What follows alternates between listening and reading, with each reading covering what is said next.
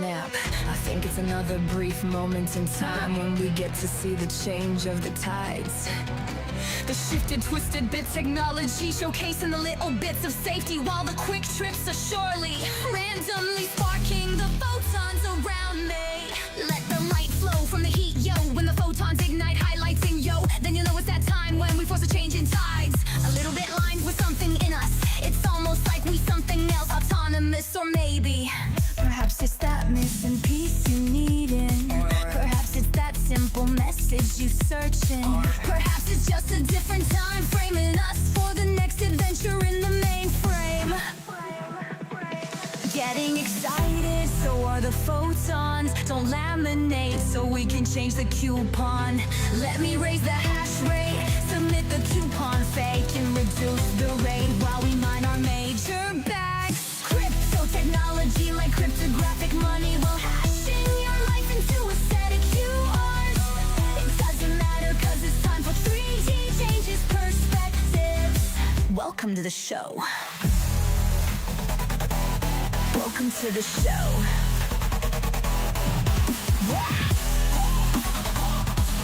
Welcome to the show. Well, yeah, welcome to the show, everybody. It is me, 3D, and I hope to change your perspective today on, well, a generalized topic. It's basically some information we've seen online. We're going to see, is this FUD or is this based? That's the whole thought of today. Is it FUD or is it based? We're going to go through the perspective. Now, there's almost always varying perspectives about basically everything, right? So especially like constructs on stuff like Bitcoin and cryptocurrency, it reigns even more true. So today I want to look at a perspective of Bitcoin or BTC, and we are going to ask the question, is this FUD or base? But however, unlike giving a single rating of the perspective, because this is a very large perspective, we will rate the various sections within this one perspective as FUD or based. So sometimes reality exists even within FUD, and so let's find out where the FUD is, where the base is. All right. Well, first I have to admit we have partnerships and sponsorships I need to go ahead and shout out and talk about. All right. So first off, I want to go ahead and thank DeOrganized for teaming up with Bitcoin Live Digital Broadcasting, DB, because Bitcoin Live and DB and DeOrganized is a powerhouse combo. I see new heights for both organizations, and if you haven't checked out any of the DeOrganized early morning broadcasts for stacks and other topics that seem to be basically taking off every morning, well, go ahead and check them out on Twitter and other social media platforms. Basically anywhere you're watching this except for Odyssey. You pretty much can watch them wherever you're watching this at except for Odyssey. All right, now I got to thank the sponsorship. So I want to thank today's sponsorship, Shieldfolio, for sponsoring today's episode from within a quantum bit, as well as the Bitcoin Live DB network. Now, if you haven't seen a Shieldfolio, it's like a little black book made from stone paper. So it's like fade resistant, tear resistant, and even water resistant. So you know the info and secrets you store in your Shieldfolio will last and survive whatever you throw at it. I personally have a Shieldfolio. I use it for everything from like my website info to contacts, crypto keys, to anything I don't want on my computer or online. It's my little black book. They're pocket sized, ready to be by your side, regardless if you venture in real life or online. And I honestly do love these things. Now, right now, you'll see a giant QR on your screen. We have a small one on the bottom of the screen throughout the entirety of today's episode. You can scan either one of those. It'll take you directly to their website. They have all sorts of neat stuff, but only on their website. Use that code BitcoinLive20. Get 20% off your purchase today. So I want to go ahead and do the roll-ins, and then we'll get started, I believe.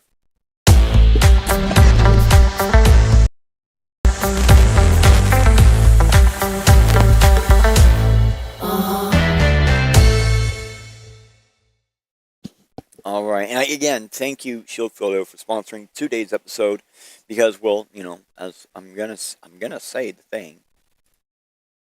Welcome into the photon of the greater fourth dimension's quantum machine. So we're going to do this, and we're going to do this like this.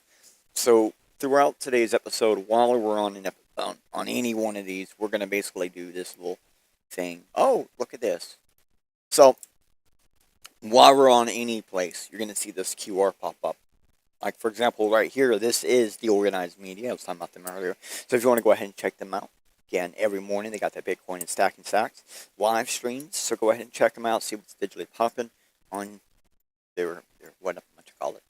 So, all right, that QR basically that's on the top right-hand corner, that's going to always take you to wherever we're at. So I know the YouTube link system, especially with the AI thing in the description, it kind of messes up a lot of the links, and there's nothing we can do about that. This is the secret though. Use your phone while you watch, or if you're watching on your phone, take a screenshot and then later use the QR reader smart system in your phone to actually read it. So you don't have to worry. You can always follow along. Okay. I'm gonna go ahead and give you guys today's free pre-search query. Which today's free pre-search query is proof of work blockchains after coins are fully minted, surviving the exhaustion of fresh coins. Aren't you glad you don't have to type that whole thing in there? Look how long this thing. It's a line of work. Okay, but anyways, like always, I did not use this query in today's episode research, but that doesn't mean we won't have overlapping links. And if anything about today's episode actually interests you, whether it's a debunk or rather it's fodder based, then this query should help you find more information that will interest you. Just replay after the show and then come over here to scan the QR with your phone or QR reader. It's just that simple. Now let's go ahead. Before you jump into that river hole, let's jump into the one for today's episode. Now, okay, there's this thing popped up. What does that mean? It means we need to have a little break. We need to actually catch up on some quick deets. So basically, everyone may have an opinion on Bitcoin. Okay, it doesn't matter if they use it or not either. They most likely have an opinion. So one of the reasons why some of us in the cryptocurrency space, for a long period of time, they kind of look at these perspectives with like a yeah or nah viewpoint. And this is mostly like because information is an attack vector. If 1,000 people online said the exact same thing about something, it may become searchable. And if any perspective becomes searchable, it may trend. And if a perspective trends, it may be spoken about in the mass media. Now, if something is spoken about in mass media, even if untrue, it may become self-fulfilling prophecy. So by fighting data with data, they can actually sway in which way mass media may potentially talk about something. So that's basically what we're going to do here. We're going to fight data with data, and I'm just going to attempt to sway you instead of mass media. I'm going to attempt to sway your perspective first, because believe it or not, your perspective per person, individually, is the most important perspective you have. We're going to jump back in. Here we are. Okay. So this is today the person's perspective we're going to be talking about. So this is Justin Bonds, and he put out a post, and just before we get into that, we're going to look basically at who this person is. Basically, we're going to just look at their bio. That's it. You know, huge work being done today, right? So Justin Bonds is the founder of a cryptocurrency fund in Europe. Cool. That alone should tell you one thing. Regardless of anything, the perspective will most likely be price related. If his bio was about mining, it most likely his perspective would be about security or a similar argument. You could still have a price point argument there. If he said, and where his bio said influencer, it would potentially be like a political or a spoken line attack vector. But what I see here is founder, fund or corporation, researcher, and words are my own. First off, that last part, words are my own, that just means that he may have perspective not shared with his business as a whole. And this is normal nowadays to see, so that's fine. But it's something on his bio. The researcher part, I really didn't actually expect to see this part, but it does make some sense when we get into his perspective. So, or actually his post. So that was, so basically like profiting off the system in some way outside of mining and owning crypto. And that is fine to do, but it does show price is probably his most important intent. It should be noted that very few will actually work for crypto that works in the crypto space. So that again is like he's working for non-crypto and crypto within crypto. That's normally that's we call that a red flag. It's not a bad flag. I mean, everyone got to make their fiat, right? Or everyone's going to use fiat in some way. But when you're working in cryptocurrency, it's considered to be better practice to accept mostly crypto. But and we're going to get into the actual post. Okay, so we have all of the thingies today set up in a manner where we won't have to, hopefully we won't have to backtrack. All the backtracking is pre-done. All right. Okay. Oh, wait. It said mention pinned tweet. He had a pinned tweet that I was supposed to mention, and I completely forgot. I already closed it off. Too bad. So we are going to review basically this lengthy perspective, and it is quite lengthy. And we're going to do it in sections. The entire tweet is a series of statements that potentially stem from the same few constructs. So let's start diving in and finding out what Justin really has to say. So BTC will collapse within 7 to 11 years from now. First thing, the mining industry will fall as the security budget shrinks. Actually, I'm going to zoom in a little bit. We're going to move over a little bit. I'm going to bring this back in. So first, mining industry will fall as the security budget shrinks. That is when the attack begins, censorship, and double spend. Core will then have to increase inflation beyond 21 million, splitting the chain, and that'll be the end. The code and the math do not lie, as this can all be verified independently. We must prioritize the truth. Now, that's probably the whole that line right there. That's why the whole reason why I got put onto this idea of talking about this perspective was that line. It said, the code and math do not lie. This can all be verified independently. And that is what we're doing. We're going to verify what this man says independently, like he says it can be done. That's the whole point of today's episode. Okay, so now, before we go any further, I'm going to repeat this one last time. He said himself, the code and math do not lie. This is all verifiable independently. So that's what we were doing. We must prioritize the truth. No matter how much we love the idea of Bitcoin, BTC is an emperor that wears no clothes. BTC actually is no emperor. It does not exist. It's just something we created that's a database. And we're going to get into how that is. But we got to get into his broken security model. That's really his first point. Like this first top point, you can say is probably his entire thing condensed. And we can see what he's claiming is Bitcoin will collapse within 11 years. And that's not that far away. And he's saying that it's going to start because the security budget is going to shrink, so mining will stop. And then there'll be open room for attack and censorship and double spends. Now, the censorship part we've covered before multiple times, and we'll probably keep covering over and over and over as we keep going, because it changes as you continue. So some of this stuff is like a continuous thing that you always have to fight against. So it's like, well, basically everything he's talking about, you have to always fight against. So a lot of this is very speculative to me, my perspective. So the broken security model, this is the first main point, right? Okay, let's see. Well, my thingy says to hold off on that. We're going to move over. Because I'm looking at my notes. And my notes literally are like, oh, we're going to cover some stuff before we get into it. So, here is the Bitcoin. Wait. How did this get moved? Oh. Okay. So, here's probably... there was supposed to be a hashing rate box, and I don't see it. Oh, there it is. So, here's the Bitcoin hashing rate right now, okay? So, we're, like, right in this range, okay? So, the Bitcoin hash rate has gone down within, like, the past, like, what? Couple of months? But in general, it's still higher now, right now, than it was literally like 10 days before its peak. And so it didn't really move much at all. It's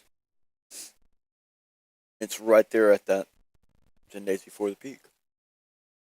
All right, now back to what this was. Okay, here's probably the best, like, most information on the construct being argued here, which is many don't realize that, like, basically Bitcoin entered the game of digital currency, or when Bitcoin entered the game of digital currency, there were already coins in action. There were already using blockchain verifying databasing for additional double spend protection. Basically, like, people figured out with Darkcoin, I think, already had it basically, like, without them realizing they were doing it. I think they just already did it, like an index, basically.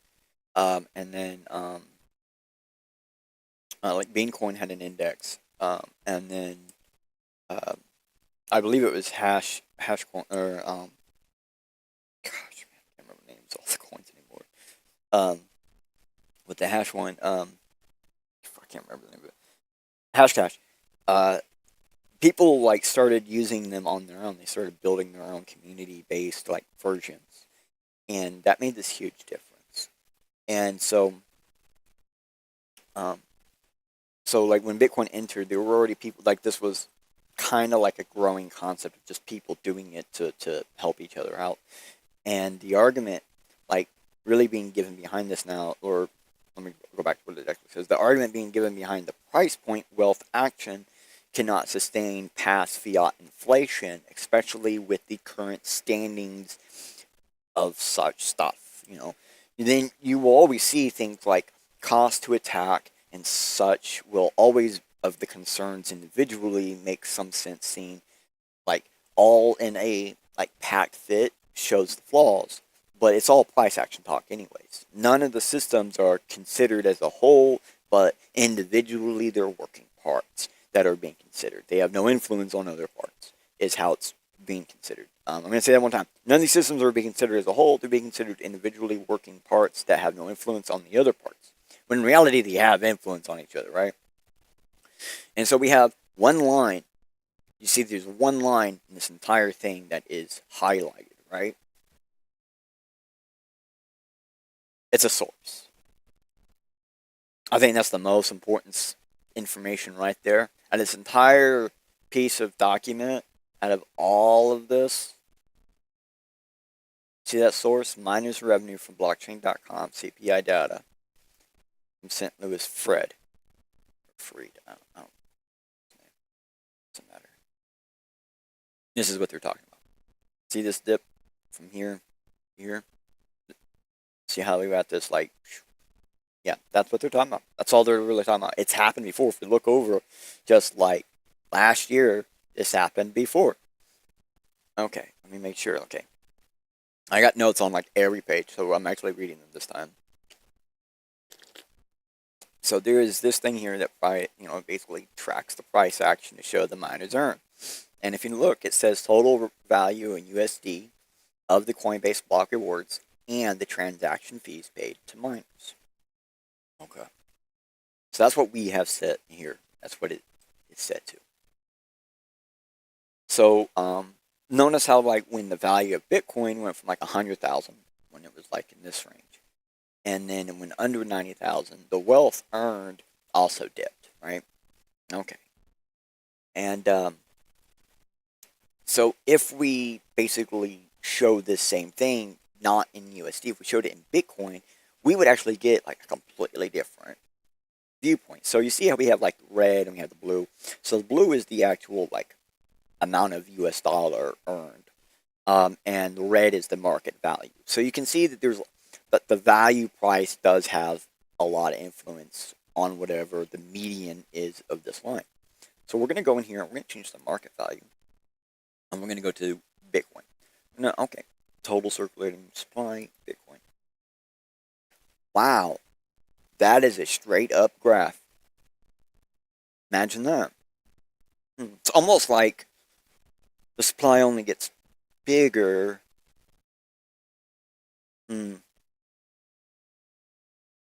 It's actually really important.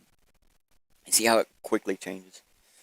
There's other ways to look at miner revenue. You know what? Let's look at different charts of similar data. Same construct, payments to miners.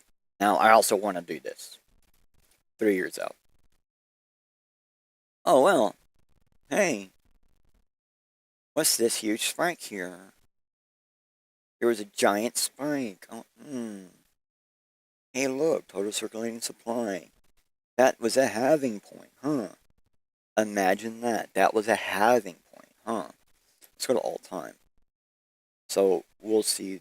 Oh, my graph just goofed on me. Come on. No, we want the total circle. There we go. See how it looks now? It's much more curved. Okay, so we're gonna go to the other ones. Let's do this. All right, so this is cost per transaction. This is a chart showing the minus revenue divided by the number of transactions. So this kind of shows you how much money they're making per transaction, right? And we can see the market value has a whole lot less influence on it, but it still is directly influenced by it. But this does show when there's a lot more transactions, which might help explain these types of graphs and stuff. Like, why is there a big, huge dip there? But we look at something that's similar years, similar timeline. Oh, look, okay. I can see right up in here, there was a huge spike in transactions and stuff, while there was a huge spike in price. And so we get this spike. Okay. Okay. And it says, oh, yeah, there's that straight line again. Massive. Okay. There's another one. Output value per day. The total value of transaction outputs per day. This includes coins returned to the sender as change. Now, okay. So this potentially is one of the better charts to show for Bitcoin security budget, since this shows the output beside the market price. So let's put the USD to Bitcoin and see what happens. Like, we just, right? Which one we want to put it to? Just, really, this claim that this person is stating, this claim that this Reddit post is stating, because there's been a decline over 45% since March of 2025. And if we go in here and we look at March of 2025,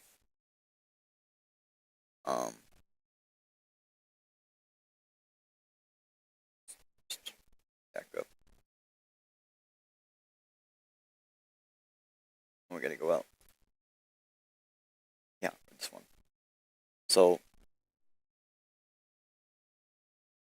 wait, what? Oh, come on. So March 2025 is here. I couldn't find it here. June 2025, May, April. There it is. So March is up in this area. So we have this one spike here in March 2025. To where we're at now, it's not. It's that much. You notice how it like it capping kind of at the market value. Kind of a telltale sign there. So this is a problem basically. Like, making the entire constructs off the data that doesn't really matter nor correlate with the perspective. Because they're saying that because the value of the amount of money the miner is getting per time they receive a block reward or something, then, well, their budget has gone down. What up, Roadkill? See you in the chat, ghosting up. But so they're like, hey, because the miners are not, earning as much US dollar capability, there's this problem. Well, there's a lot of miners that don't even sell their Bitcoin. They leverage their Bitcoin and things like that. Like there's other ways to use your Bitcoin as wealth. And that's things a lot of people are not even considering. And they're also not considering, like, not everybody mines the same way. Not everybody mines on the same equipment. Not everybody has the same budget for mining. And the security budget they keep calling, I wouldn't even say that my Bitcoin has a security budget. There's no actual funds set to the side basically for security. It is a protocol within the system that develops that budget for security, if you would say it that way. I'm trying to use the same terms he's using so we can show you the difference. Like they're saying that basically there is a set amount of money set in Bitcoin just for the budget of security. And when I'm saying no, it's actually a procedure within the protocol to set a budget. So you can change that procedure, you can change that protocol. And they're saying the way that they're going to have to fix this is by changing the part of the protocol that says there's a limit of 21 million. Okay. And the correlation of the value price and the correlation of how much money the miner receives have nothing to do with each other. They receive a specific strict block reward, which if you say anything is one of the, it will slowly die off. It's depreciating model or security model or security procedure within Bitcoin. And then the other part of the security is that there is a transaction fee. But there's also a tipping system. You can also tip miners. Like I have low-end miners that run all the time, and they have been tipped before where they didn't get a block or anything, but they were a part of a something, and I wasn't in the pool, but someone in the pool still tipped me. And it was like, cool. I think I was like one of the first like witnesses of the block or whatever. And so I was like, I witnessed it happen or whatever, so I got tipped for it. And so there are other ways that people are being rewarded for mining. And I think like somewhere in their argument, there's something about industrial mining. I think that's probably like their biggest. That's actually the biggest thing there that's probably more accurate in their entire argument is that there's a chance that when the block reward goes down to zero, null, or basically nothing, then we'll be relying on those tips and those miner fees. And so then industrial mining organizations, a lot of those will fall. They will change to something else, and a lot of them already are.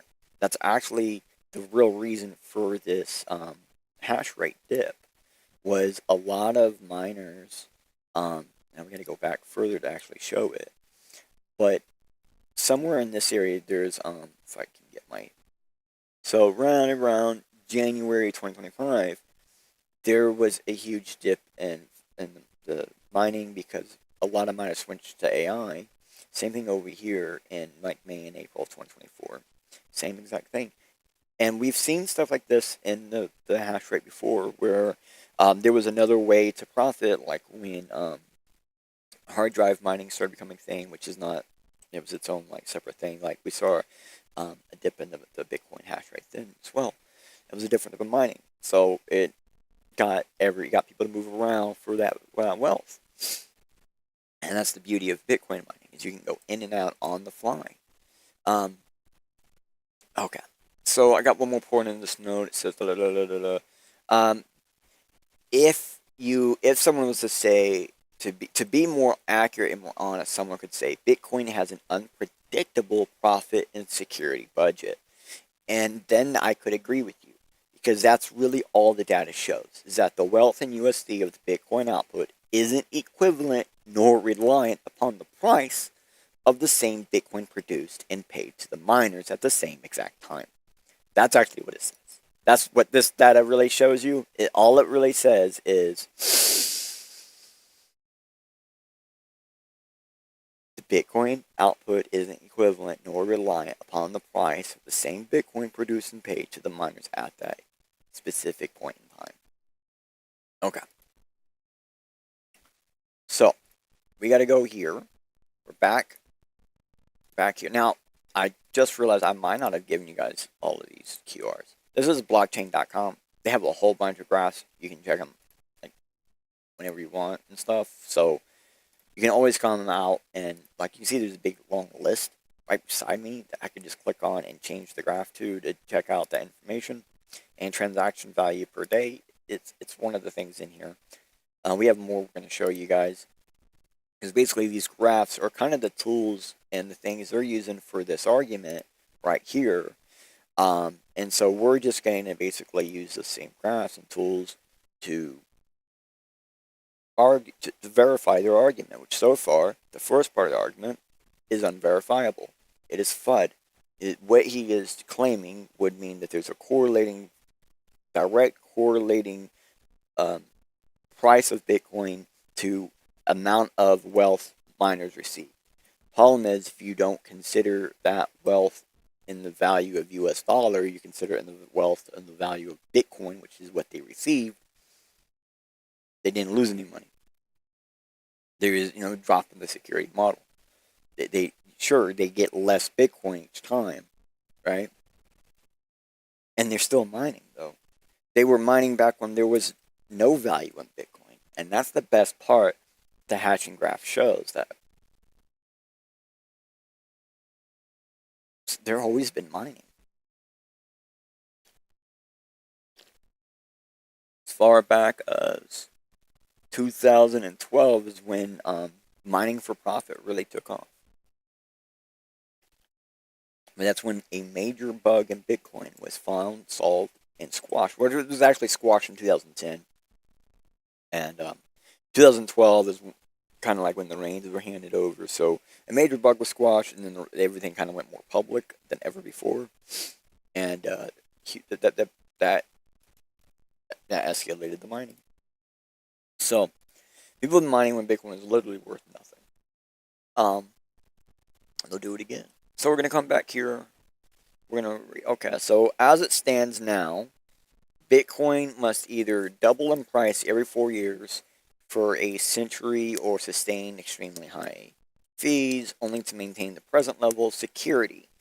That is because each halving exponentially lowers the security budget derived from inflation until it's practically nothing and prices falling to keep up.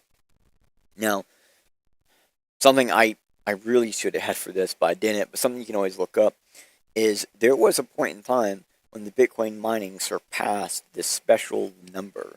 There is a magic number that when you calculate all of the possible hashing, any or all, I think it was any and all countries could produce, like their governments could produce at any point in time. Like Bitcoin's surpassed that like a long time, years ago. And it stayed surpassed over that to this point, to this day. And that's something that they're not talking about. Like, we could lose a lot of hash power in Bitcoin, and its security would still be top notch.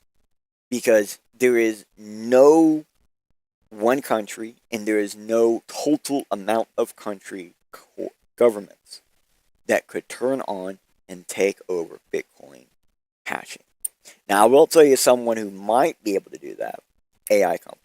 Especially all these AI companies that have tons of GPUs and things that exactly Bitcoin mining needs. And if they get enough centralized power, they could all just flip on, take over Bitcoin, and flip off. Now, we've gone over before how much money that's going to cost and stuff. I think we do it later here too. And that's probably the most, like, security fail we might see, is something from like that. And centralized power is something Bitcoin's always been against, because it's obviously used as a weapon. Okay, so let's read down to the image. Let me see, do I need to read what's, if you have basic understanding of economics and exponential functions, then you should know that this is entirely impossible, as it would exceed the global GDP within decades. That's why BTC security is fundamentally unstable. Fees will also never reach sustained extremes due to the ratcheting effect of the fee market. Paying hundreds of dollars for a single transaction is not realistic in a competitive fee market. When fees spike, users leave, all due to unnecessary. Now, one of the things I hear, when fees spike, users leave, that's a security model within Bitcoin. The the whole fact that fees spike in Bitcoin is one of the features of security in Bitcoin. Like that's a feature, not a bug. It's also when Bitcoin can also get slow. People don't even realize this. Bitcoin has been running like within like under 10-minute blocks and stuff like that for years. Where like even being able to say, oh, Bitcoin's real block time isn't 10 minutes. It hasn't been 10 minutes for like 4 or 5 years now. I want to say 6. But I think 6 years ago is when we started seeing the average block time of 9.58 minutes. And now I think it's, the last time I checked, it was like 9.13 or something like that. So it's like, it keeps getting down to ridiculously low levels. Which, you think about that, it's slowly, naturally on its own getting faster. No one has to adjust that in the code, it's doing it on its own. And something people don't realize is the code considers block time and the time it takes to check that difficulty. It's actually based on a calculation based on when a specific type of VAIO computer or laptop from like fucking 2010 or no 2008 2007 VAIO laptop. They were produced with like an integrated GPU type thing or a really good CPU, and actually I don't think it had an actual GPU, it had something else. And so it was based on how long it took for that to calculate 256 SHA-hash, and that's because that was the testing device or whatever. And so like the block rate isn't based on actual 10 minutes. It's based on this average amount of times it takes to calculate a SHA-hash. And think about that. It's like, okay, that's why Bitcoin naturally adjusts. It's actually not based on like 10 minutes. It's based on this hash calculation. So the faster we can do that hash calculation, the quicker Bitcoin will become. Quicker Bitcoin is. Well, as long as we don't get to a point where we have too many natural fork points or anything like that, Bitcoin is more secure. Okay, because it's a natural block adjustment time. That's why. So now the value. Okay, so here it's talking about like it's basically impossible to do because it would have to exceed the global GDP. And I was like, we ain't that far away. So here, we're going to go ahead and give you, this is basically just an AI output, but it also gives you a bunch of links and stuff. And I asked, list me all the times Bitcoin has surpassed a GDP. Well, in 2017, Bitcoin surpassed GDP of most countries. Or surpassed, oh no, of countries like, my bad, I read that wrong. Of countries like Iceland and Luxembourg. 2021, it surpassed the countries like Ukraine and Peru. 2021, it also surpassed the countries of like Chile and Portugal. And find out more. So then I was like, well, I know there's more. Oh, imagine this. So here is a point in time when there was an erasement of value in Bitcoin. So the price of Bitcoin dropped at some point in time, right? That drop in value exceeded, it was larger than the GDP of like major countries like Belgium, Sweden, Ireland, Argentina, and Singapore. Dead serious. The value lost from the change in value of Bitcoin, the wealth loss and the change of value of Bitcoin was larger than these countries' GDP alone. Like, of course, Bitcoin can reach beyond the value of global GDP. It's not related or based on anything that is GDP's related on. So it has nothing to do with them. So, of course it can, because GDP doesn't correlate to it. Now, one day, GDPs might actually include country Bitcoin holdings. And then it wouldn't be able to surpass it, because the value of Bitcoin would then increase GDP. Alright, so then there's this. Okay. So on September 21, 2025, let me get you a spot where this is a little bit easier to see. So in September 21, 2025, Bitcoin's market cap was higher than most countries' GDP in total. The only countries who had a higher GDP at the time was just 6 months ago, where the United States, China, Germany, Japan, India, United Kingdom, France, and Italy. So the only countries who had a GDP higher than the value of Bitcoin's wealth, which was just 6 months ago, was United States, China, Germany, Japan, India, United Kingdom, France, and Italy. Those are the only ones. It's already gotten to a point where it's almost surpassed the global GDP already. Like, we're not that far away. So of course it can surpass the GDP. Again, in order for it to not be able to surpass the GDP, something about the GDP would have to be related to the value of Bitcoin. It's the only way that the value of Bitcoin could not surpass the global GDP. Simple as that.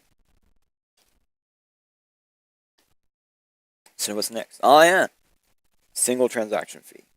Okay. Am I in the right spot?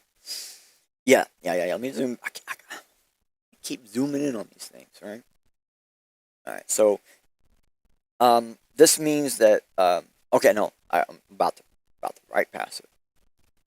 Fees will also never reach sustainable extremes due to the ratcheting effect, right? We already read that part, right? Paying $100 for a single transaction fee, not realistic in a competitive fee market.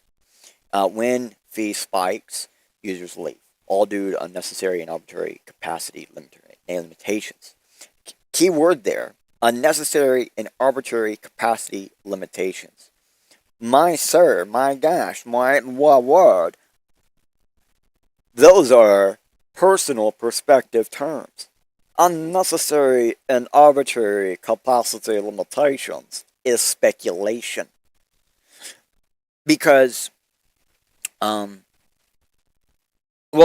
I will save my reasoning to the end. This right here directly shows something about this person. Most likely, this person came in at the end of the block wars, and they felt like their voice was not heard during the block wars argument.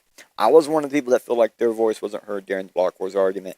I was one of the people that was bitching and complaining that I was been there since since 2009, and I could not get my voice in because I didn't have as much wealth as other people. I didn't have as much prestige online, which this person here, Justin Bonds, has more prestige online. Absolutely.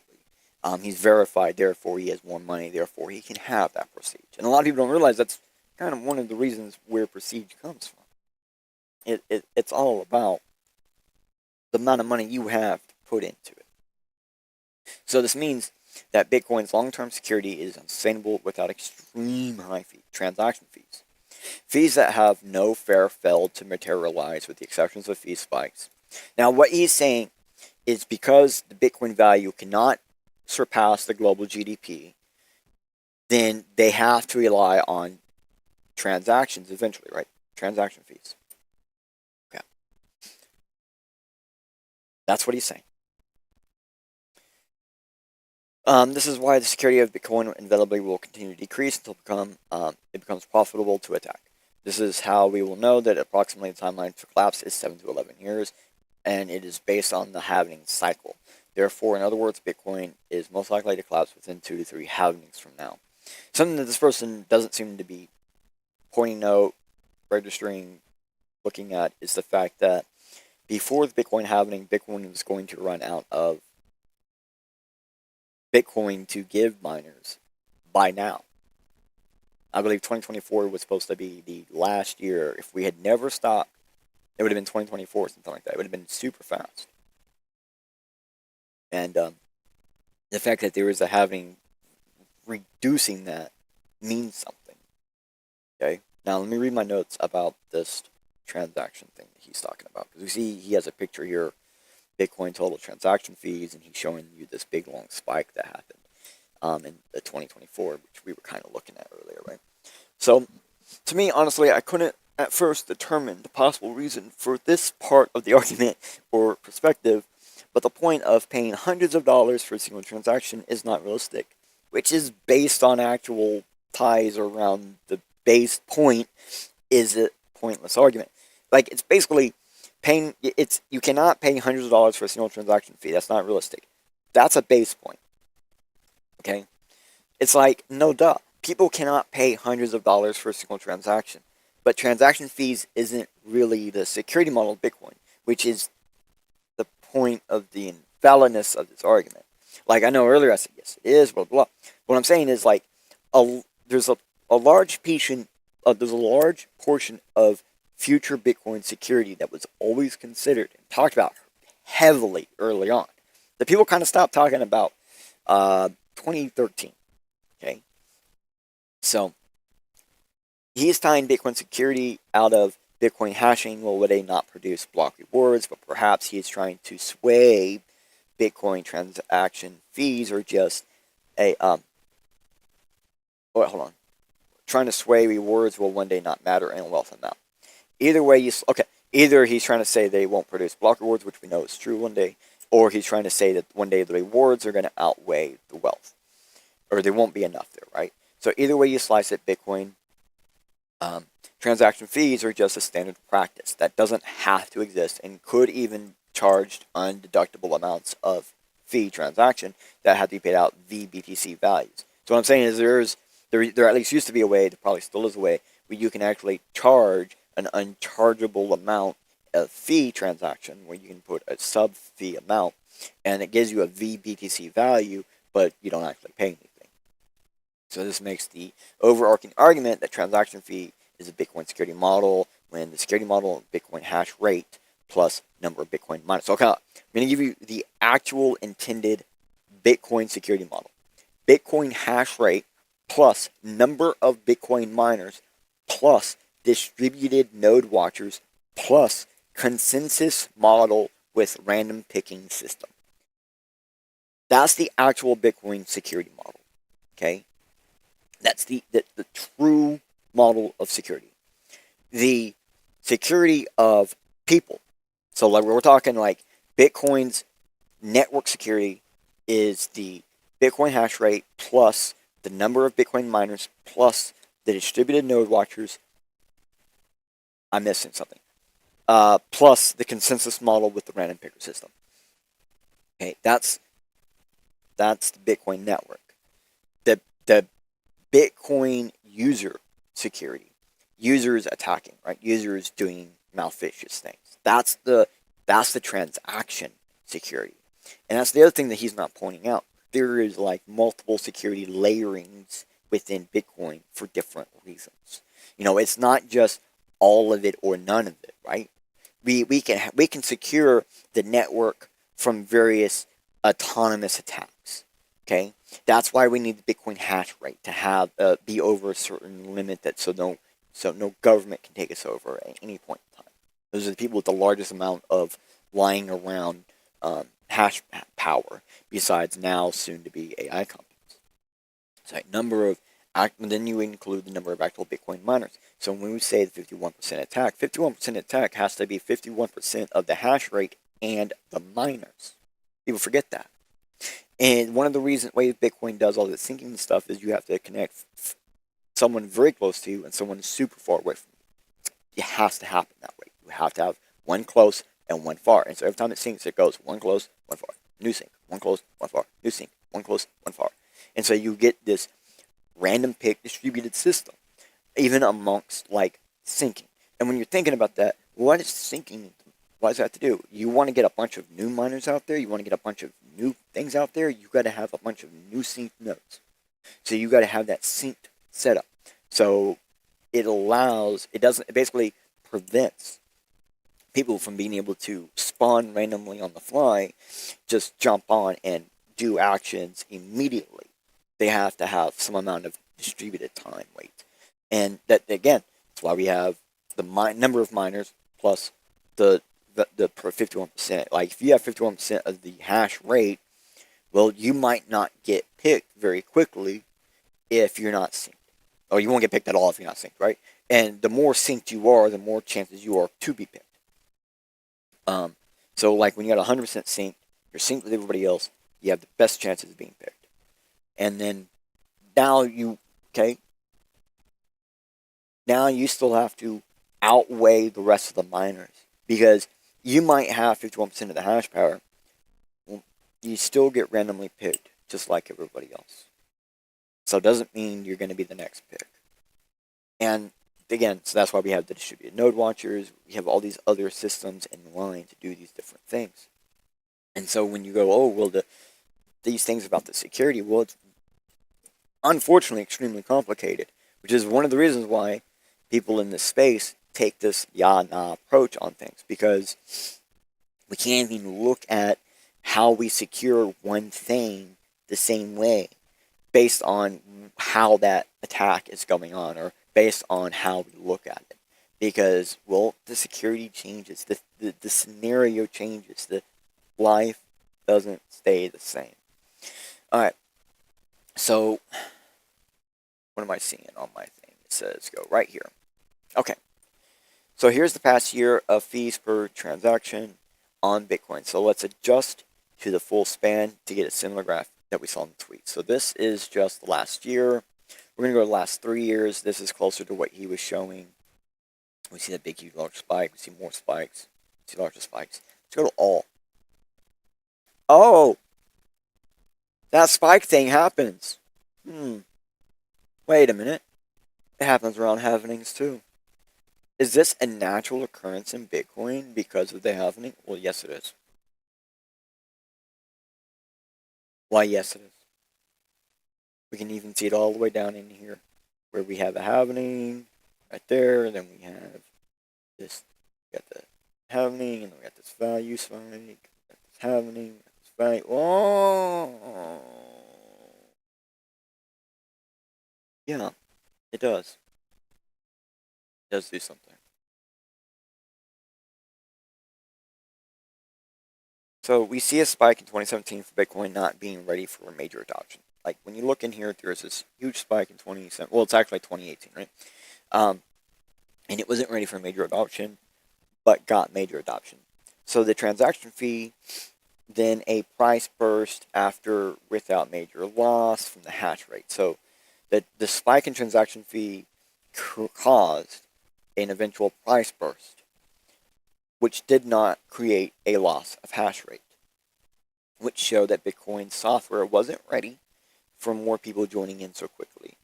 But wait, isn't this transaction fee a security model? No, it's a part of a natural flow of Bitcoin. And this is the whole reason why, it's like, sure, it's security, but it's a natural flow of Bitcoin. It's something that's just naturally there. This whole like happening to price transaction fee spike to burst a bubble. That's what I'm talking about. So this natural cause and effect in Bitcoin that is from like the consensus model and the distributed decentralized mechanisms within inside of it, with also time not being a part of the Bitcoin mechanisms at all. This natural flow was discovered with previous online currencies and after blockchain databases were being used to protect its history. So it's like in this case with Bitcoin, the flow of previously known about. Oh, hold on, I skipped the line. That's because that's why most of the flow in a cryptographic system is the system security, because like in this case with Bitcoin, the flow was previously known about and could have code processes modeled by it because it was a reliable outcome of the actions at play. So this makes the full claim FUD, since the entire claim is loosely based on half-truths of subjective perspectives only. The whole thing started on a half-truth of subjective perspectives. And we're going to show you every single time that pops up in one of his argument states, we're going to bring it up. Okay. I got to refresh this again. So it says, change the market price from USD to average block size. Average block size? Yeah, average block size. Wow. Huh. Imagine that. When there are spikes in fee transactions, there's also these spikes in block sizes. like this 2.2 megabyte block size. Or this 1.9 megabyte block size. This is basically my proof of the overarching transaction fee as the security, since the security model relies on hashing and transaction fees. Will one day fresh hashing new coin output will not exist, or it will be less than the individual transaction fees. Okay, so the whole natural point, blah blah blah. The whole reason why we say we can determine his argument failed is we can see the correlation in block size to fees, meaning every time there's a spike in the fee because there's a spike in transactions, that causes a spike in block size, which then helps take care of the spike in transactions. Oh, it adjusts itself automatically, naturally. Imagine that. All right.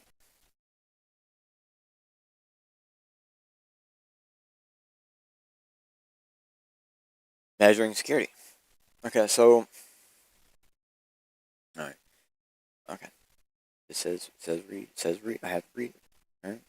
The chart of miner revenue shows that Bitcoin security is actually lower now than it was 5 years ago, proving the decline of Bitcoin security, as it shows how miner revenue or block reward, not hash rate, is down. Now, he says block reward, but miner revenue is more than just block reward. Because if it was only block reward, well, this would be an only down graph. Like, duh. Like, we've already seen the block reward down graph. You see this, like, orange line that dips down? Boop, boop, boop, boop. That's the block reward. Okay? So, and it's showing, look, it's down, what, 5 years ago. So it's weird. It was really low just a couple of years ago.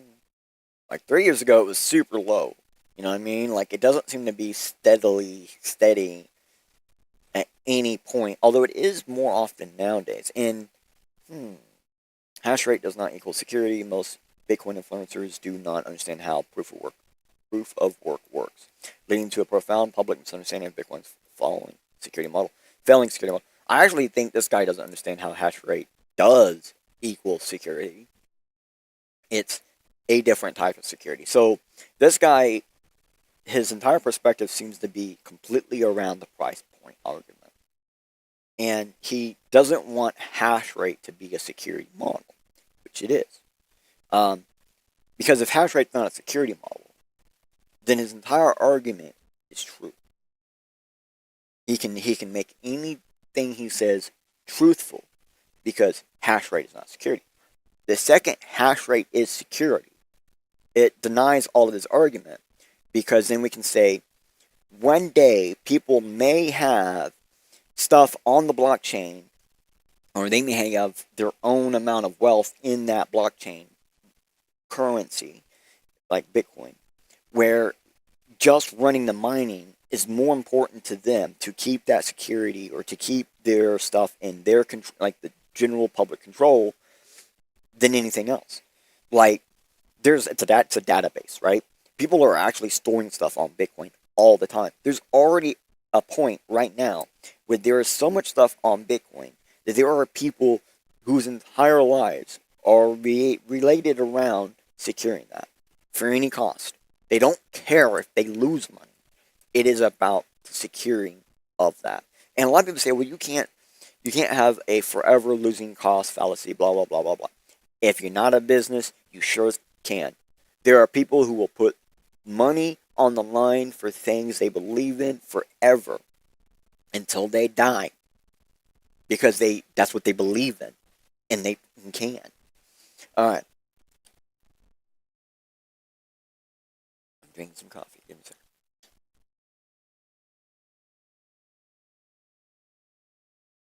Alright, so I do have a note that says the entire argument behind the Bitcoin security model is that hash rate isn't what secures Bitcoin.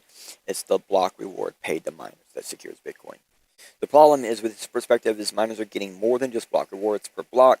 Some miners are not even a part of the block finding process can be tipped on chain. We kind of talked about that earlier.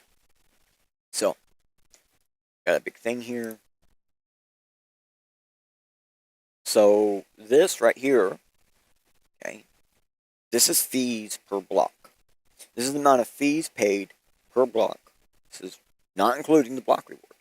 And if you look, there are points in times where the fees are within 5 Bitcoin.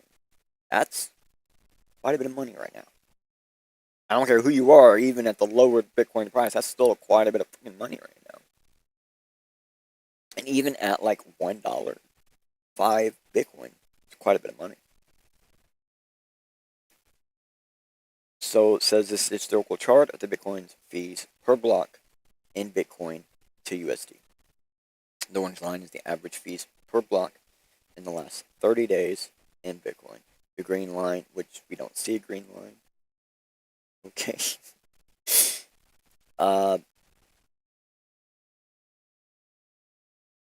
No, one's in Bitcoin, one's in... So they're not showing the USD version right now. That's fine. They're only showing the fees per block. Perfect. Fine. It does have a US dollar thing on the side, so this was valued at $100,000. That's probably why the value there is up. But anyways. Right there. Oh, I do have, so here's the thing. There is more than one fee per block. Oh, yeah, that's right, too. There is more than one fee per block as well.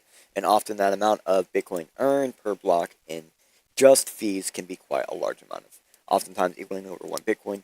Since Bitcoin can be mined on nearly anything that can process at least 1 gigabyte of 1 gigabyte of SHA-256 hash data at a single point in time, and it can mine Bitcoin. That is why the cost to mine 1 Bitcoin isn't a good backer for things, because everyone's cost to mine 1 Bitcoin isn't going to be the same. It's going to be completely different, and they're going to take completely different lengths of time to get there. So just like that, you can't look at a Bitcoin security based on transaction fee per transaction. You have to look at it per block. To even give it that line of light, you have to look at it per block. But this isn't when we get this isn't even what all the miners even get, right? This is just the fees, right? This isn't even all they get. Okay. It's important to know. So something that does happen on chain are tips. And I just asked this AI, Presearch AI, how do you tip your miner BTC? To tip your Bitcoin miner, you can send a small amount of Bitcoin to their wallet address as a gesture of appreciation for their work. Make sure to include a note if possible, and ensure you have the correct wallet address. But like someone's here, like I used to give and receive Bitcoin tips, up $50, and basically like one of their tips ended up becoming like a lot of money, becoming worth a lot of money one day. And that's the real thing about it, is you might mine one time and then someone might tip you years later. It is a thing. Okay. So this is the miner's revenue. This is that thing we were showing earlier, remember? We were showing this earlier? Okay. So this is set to the 3-year mark. So you can kind of see here that the average payment per block is now what we're seeing in the white, and miner's revenue USD is in the blue. Okay. So hold on, I'm getting to the right spot in my notes. Okay, so this is the miner revenue chart again, and yes, more than just block reward. Anyone paying attention would have noticed Justin got block rewards and total earnings per block, which are not the same. He got them confused, and they're not the same. So even if you go to his picture, it says in the image, Coinbase block reward and transaction fee, and I'm talking about this image right here at the top. We read that earlier, right? Okay. So, and let me, since I'm right there, he says, right here, miner revenue is block reward. Miner revenue is not block. It's not just block reward. Okay. So, where was I at?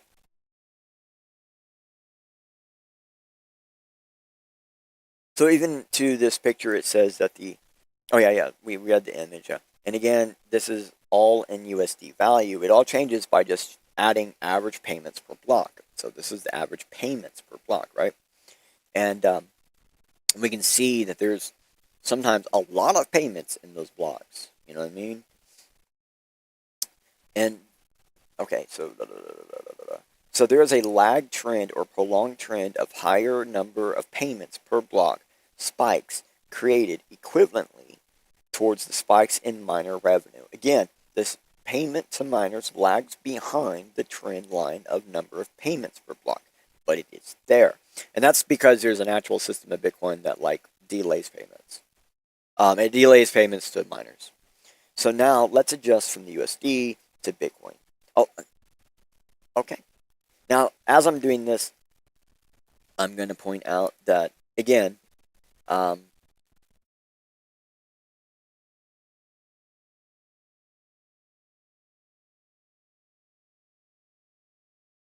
yeah, Bitcoin pays miners 60 days after they get the reward.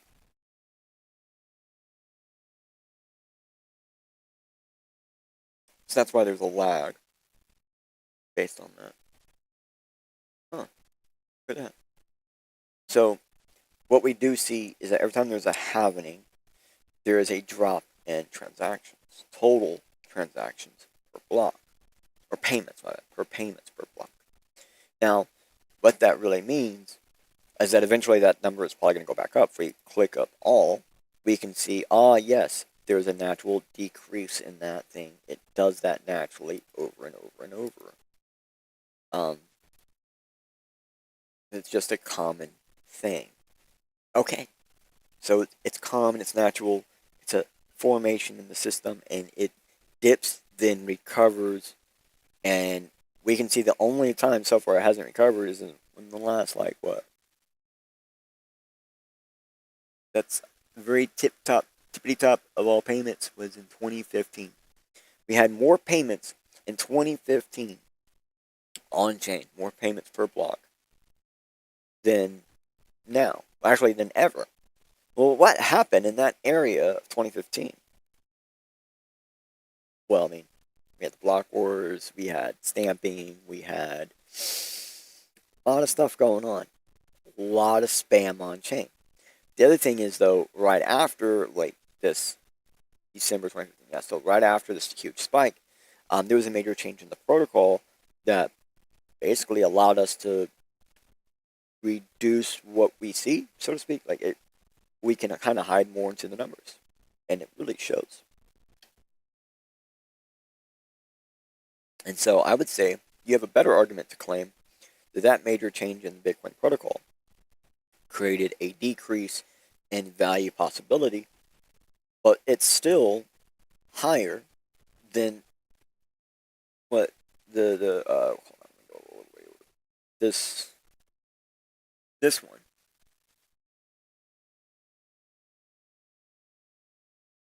Wait, how is this? No, that's 2020. Oh my gosh, it was telling me the wrong year. So it was 2024 was the highest spike ever we've seen. Now that makes more sense because I thought it was Taproot that caused that dip, and it was. It was Taproot that caused this and caused this. So the other spike I was trying to look for, 2020, way down here. Way down here. Yeah, 2018. We can't even see what's going on before that. Can't even see that what's going on before that. Crap. It's basically the same thing. The chart just does it faster. It's because we're zoomed out so much, and I just now realized it's mistagging on the spot that I click. That's why I was saying 2015 earlier. It was actually 2024. It should have been Taproot that caused that drop.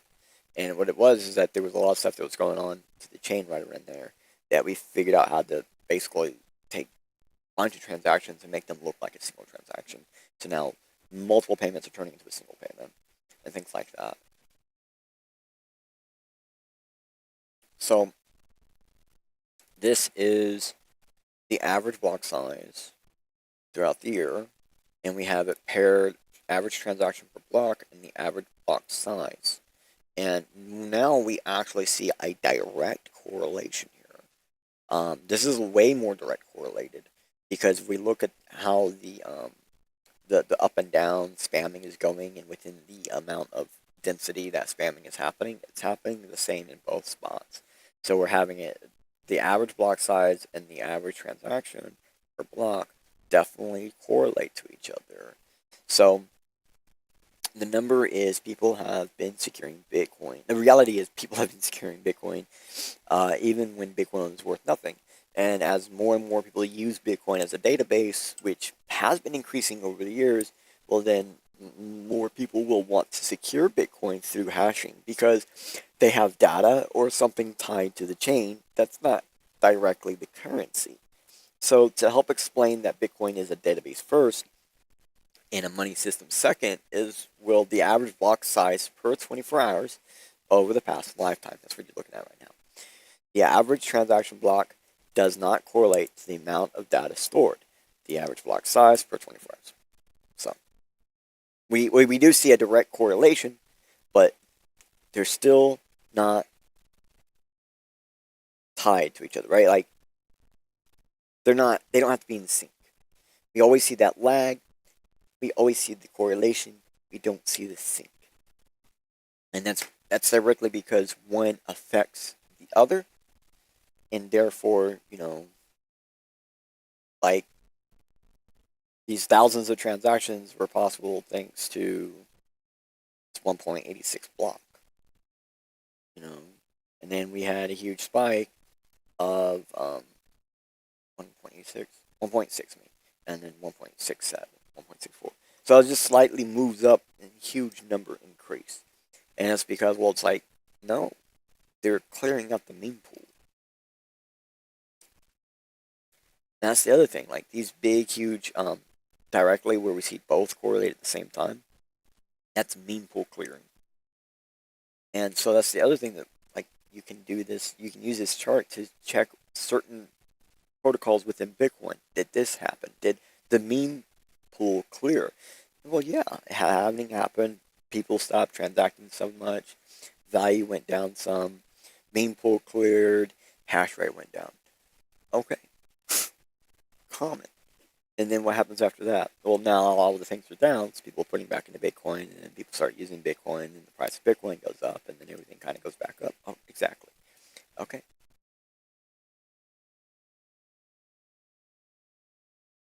Now we're attacking Bitcoin. Now, I mean, we are actually closer to being done than it seems. Okay, so attacking Bitcoin. No, no, no, no, no. Read about this and go down to image, review image data. Okay, so crypto economic game theory relies on the punishment and reward, carrots and sticks.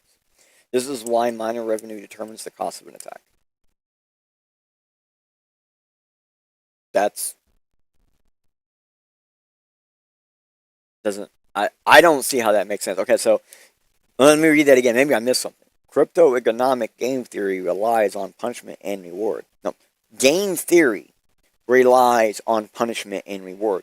Crypto economic has nothing to do with game theory relies on punishment and reward. That's it. Okay? This whole carrot and stick thing is his example. And if you think about that, it's like someone on a donkey with a carrot and a stick, or someone on a horse with a carrot and stick, and they get the horse to do the work trying to get the carrot, and they can never get to the carrot because of the stick. But people who work in game theory systems get paid by reward, and if they fuck up, they get punished. Like, crypto has nothing to do with that, okay? And it says crypto economic, but let's be honest here. Cryptocurrency, although it is unique, blah, blah, blah, blah, blah, it is not its own economic sphere, okay? It's its own financial sphere. It's not its own economic sphere. It's part of the digital economic sphere. So there is no crypto economic game theory, because then that would also mean, like, not just cryptocurrency, but cryptography. People forget crypto actually means cryptographic. When we say cryptocurrency, we're actually saying cryptographic currency.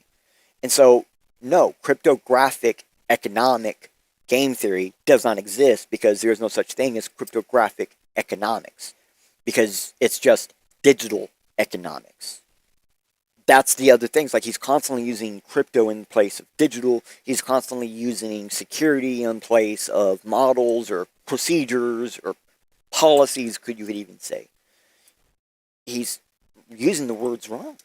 And as a researcher, you'd think he'd be able to use these words correctly. He'd actually be able to, but he's actually using them in a manner that is manipulative. He's using the terms all throughout the whole thing manipulatively. And that's why I keep saying it's speculative. Like, so far, he's only saying speculative stuff. He said, I think, maybe 2 actual truths throughout this whole thing, and then he completely diverts away from that truth to talk about something else. He just brings up the truth and he goes to something else. Okay. So my notes say, oh, no, hold on, let me finish reading. I just now seen my notes real quick. I got to actually finish reading. So, double spinning with 51% attacks target exchanges is a highly realistic attack vector. That doesn't even make sense. How would in a 51% attack on chain target exchanges?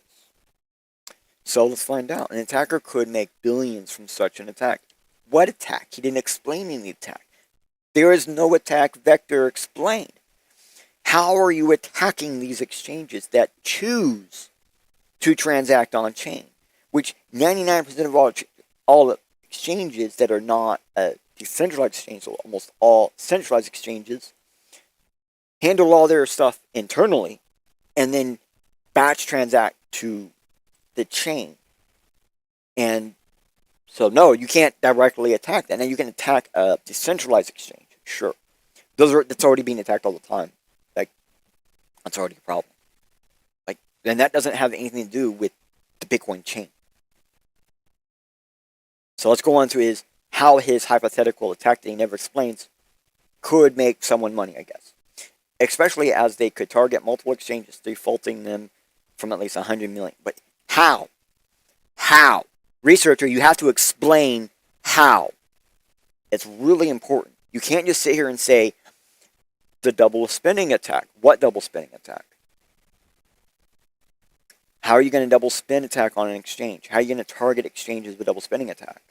Are you talking about like the $6 or $7 double spin that Coinbase, specifically Coinbase the exchange, committed, where they allowed a transaction and then forced it on chain, and even though like only they see it on chain, everyone else can see it as a orphan block? You're talking about one of those? Because those have to actually be done by the exchange, not the other way around. And the only reason why Coinbase can do that is because Coinbase mines a shitload. So they have like their own mining sector. And when I say that, I mean like even in the memory of Bitcoin, like there's ways that you can sync up where you sync up Coinbase first. And there are ways where you sync up where you don't sync up with Coinbase very much till the very end. And you'll notice a difference in the data logs. Some spots in the Coinbase one will say, oh, well, there's these other transactions or whatever. And in the main one, well, the transactions still work out, but not in the manner they think it does. And so it looks like a double spin, but it's not. Depends on how you sync up your node will make it look one way or the other. It will either make it look like a double spin or make it not look like a double spin. It all depends on how you read the data. And that's kind of what this is pointing to, the reality of the problem. It's all about how you read the data. So an attack could, okay, read that, yeah. Especially if we could also include simultaneously carrying out exploits on decentralized protocols. See, not explaining anything. What exploits? What exploits? Like, he doesn't know. He's just making it up. And I think that's what this really shows. I think that this shows that he doesn't know. He's saying, well, if A, then B, because C, because of that D. And it's like, sure. But A has to happen. And if A never happens, then your argument is just flawed. And if your argument is just flawed, you're lying. You're at least lying to yourself. Okay? So the basic premise is that an attacker sends their own Bitcoin to an exchange, trades it for another asset, and then sends it back to themselves. Problem here. First thing, whoop, red flag.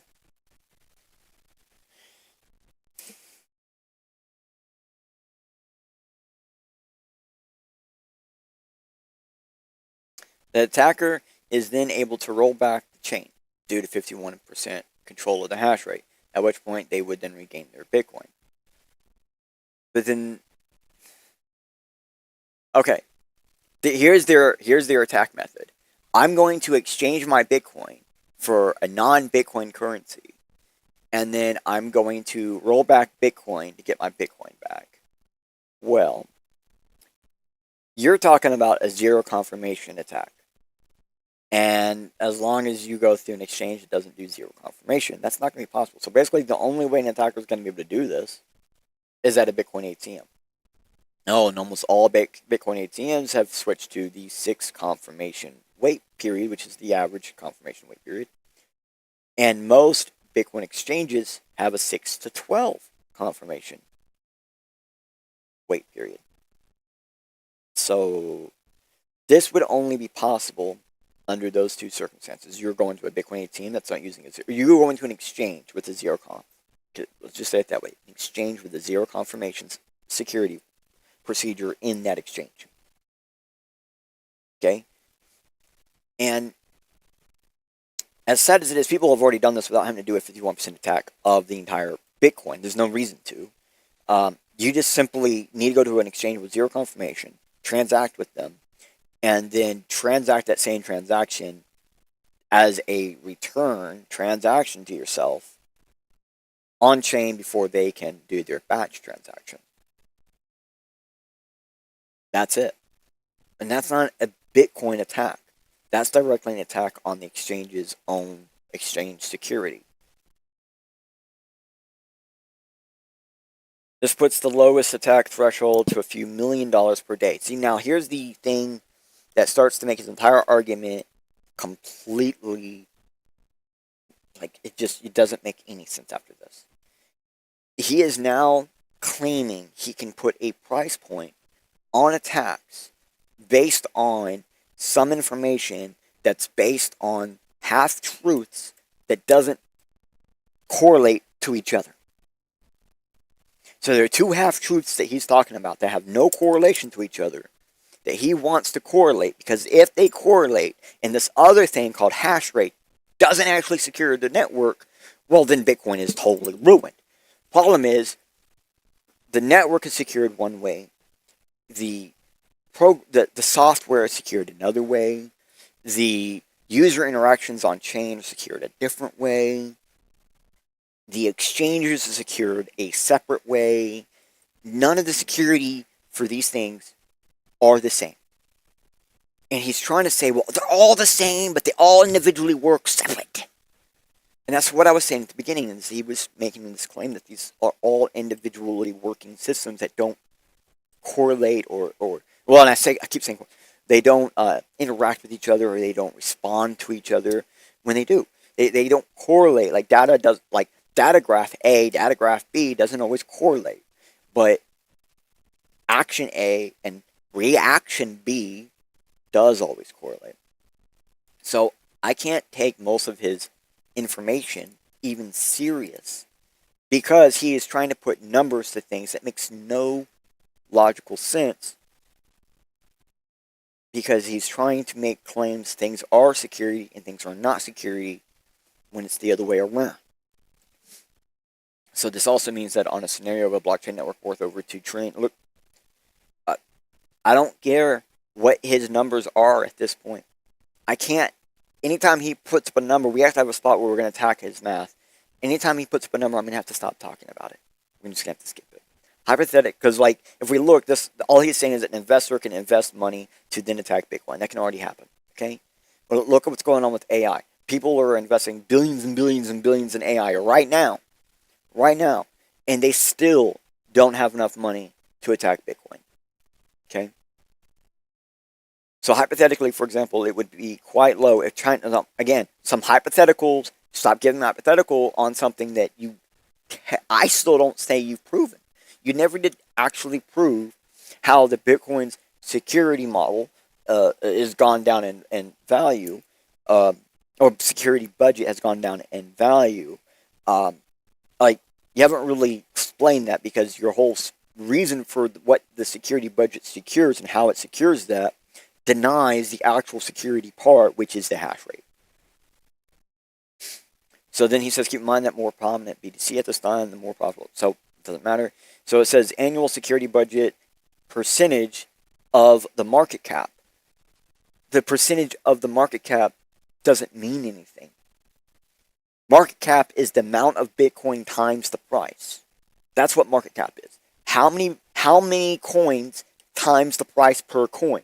That's market cap. So market cap has nothing to do with anything other than price perspective considerations only. Well, the problem here is Bitcoin works outside of US dollar. Has nothing to do with US dollar. So when you try to translate it into US dollar, you are doing exactly what I just said. You're translating it into US dollar. You are going, it is not 5 Bitcoin, it is X US dollar. And that's not proper. Sure, it's not even right. Like, you can say it's worth X dollars. Yes, it's not X dollars. So when you say, well, we got to look at the annual budget, the Bitcoin's, well, that's not going to work, because the market cap, as it grows super high, that bar is going to get really small. And as that market cap goes down, all because of price value, but the amount of Bitcoin produced, we know that exact number. You don't even have to show a graph. Like, it's preset, right? We know exactly when it's going to go to what. We know all this. This can be put on a calendar better than the weather can be put on a calendar. And then the fees are always going to change. And so you can't look at that either. You can't look at that in consideration the market cap either, because, well, the fee is in Bitcoin. It's not in US dollar. All right. Now, it says here, I have a big long thing, and some of this relies with some of the stuff that he said. Now, he says this means that Bitcoin is never too big to fail. That's a true statement. Bitcoin, nothing is ever too big to fail. As long as it fails to generate fee revenue to sustain its own security budget. In fact, this attack only becomes more viable, not less, with increased adoption. Okay, all attacks become more viable with increased adoption. That's an automatic. Like, nothing what you do there is going to change that. So he's trying to put these two little truths together and say, well, because Bitcoin isn't too big to fail, it becomes more attackable as adoptions increase. No, everything becomes more attackable as adoptions increase, because there are more people involved. There are more eyes on it. There are more interested parties. There are more reasons for systems to want to be, there are more. There's just, when more exists, more possibilities exist. All right. Now I read the rest of that. I can actually read what I have. What I have says just how this starts. Crypto economic game theory relies on punishment and reward, carrot and sticks. This is why miner revenue determines the cost of an attack. Shows the lies right there. You cannot put the cost of an attack based on the wealth value of return for mining by average. The way an attack costs on the attacker is because of how the random time block element works in the consensus model. This shows that the person isn't even considering the consensus as a part of the Bitcoin security model, which it definitely is part of it. And once you consider that attackers are working against a random clock, no one can measure directly. When we say random clock, we mean random picker. Sorry, that was just mix up in language. Because the random clock is when that random picker executes. So that means that the cost to attack has no equivalency or anything to do with what wealth is earned on average per block for miners. Like if someone is mining at home in a pool, then multiples of people got paid, not just the one in that pool. So that could be life-changing wealth for some of those people. And that is the just that, or is that just expected cost for the conglomerate miners? The actual wealth earned per miner is based on the miner's perspective at the time, and solely that. Some people mine Bitcoin for about $5 or less a day on machines that have been getting solo blocks.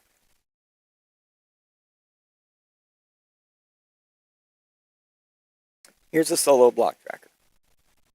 Alright. Here's a great way to sort through all the blocks to find solo miners finding blocks outside of pools. Okay. Solo CK, public pool, another. So these are like pools known for running individual miners on the pool. And we can sort it through a few different currencies. Okay. Blah, blah, blah, blah, blah. Especially since small factor miners like NerdAxe miners have been finding blocks, this means that tech as cheap as a car insurance payment for 1 month or less can actually make you 100 times more money in one block discovery.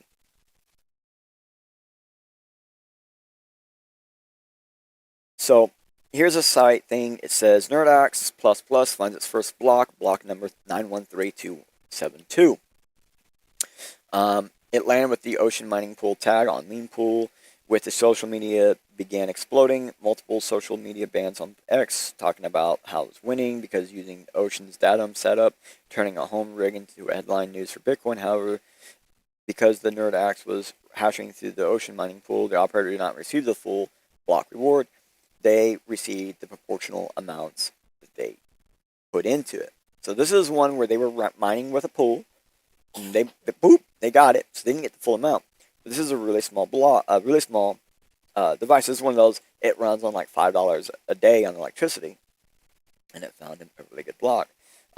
This for the person who, for this person that was life-changing money for them, even though they received a portion of the block. And here's some data on how all this works or whatever. And so it says, let's talk about the odds of using the network. Network difficulty at that block was over 136.4 trillion terahashes. The hash rate was 4.8 terahash at the default, which was default for that miner. The network hash was 1 zettahash, so all these right there, per second. And 4.8 terahash was this many hashes per second. So the expected time was about 4,144.66 years. So based on just what the current network hash was and what this person's hash rate was, their expected time to actually find a block was 4,144.66 years. That's how long that's how long it was supposed to take them to find a block. Okay? This shows you that probability maths are just that, probability. Reality makes a huge difference. So that translates to the solo odds of approximately one for per day. It was 1 in this huge number.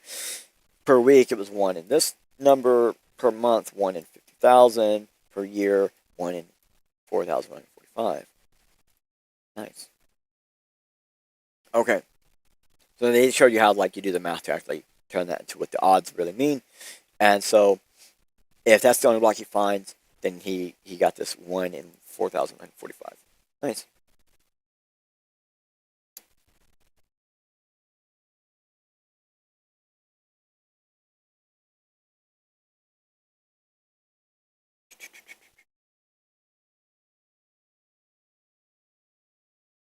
Oh, okay, hold on a second. I did have something else on this one. Let me read you what my notes say. So here are some people that sell or are involved with small factor miners, like the NerdAxe specifically, which are repurposed large-scale miners that were no longer profitable. But the chips that do the work are recycled to become now profitable. And now, instead of, say, one person profiting from one device, that same device is now profiting about 20 or so people's. Wow. Old minotech is reused for the not so rich. This is one of the ways that miners keep securing the network. They find systems and they go, oh, this no longer secures the network as well as it could. How can we make it work better? And they find that way. Here is the block. This is the block, okay?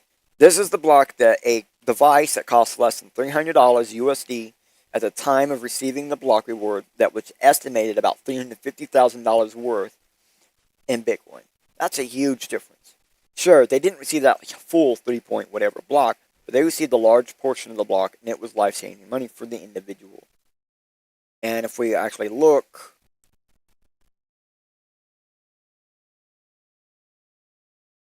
quite a few transactions in here. 67 pages of transactions. Holy slaps. Lots of transactions. Okay.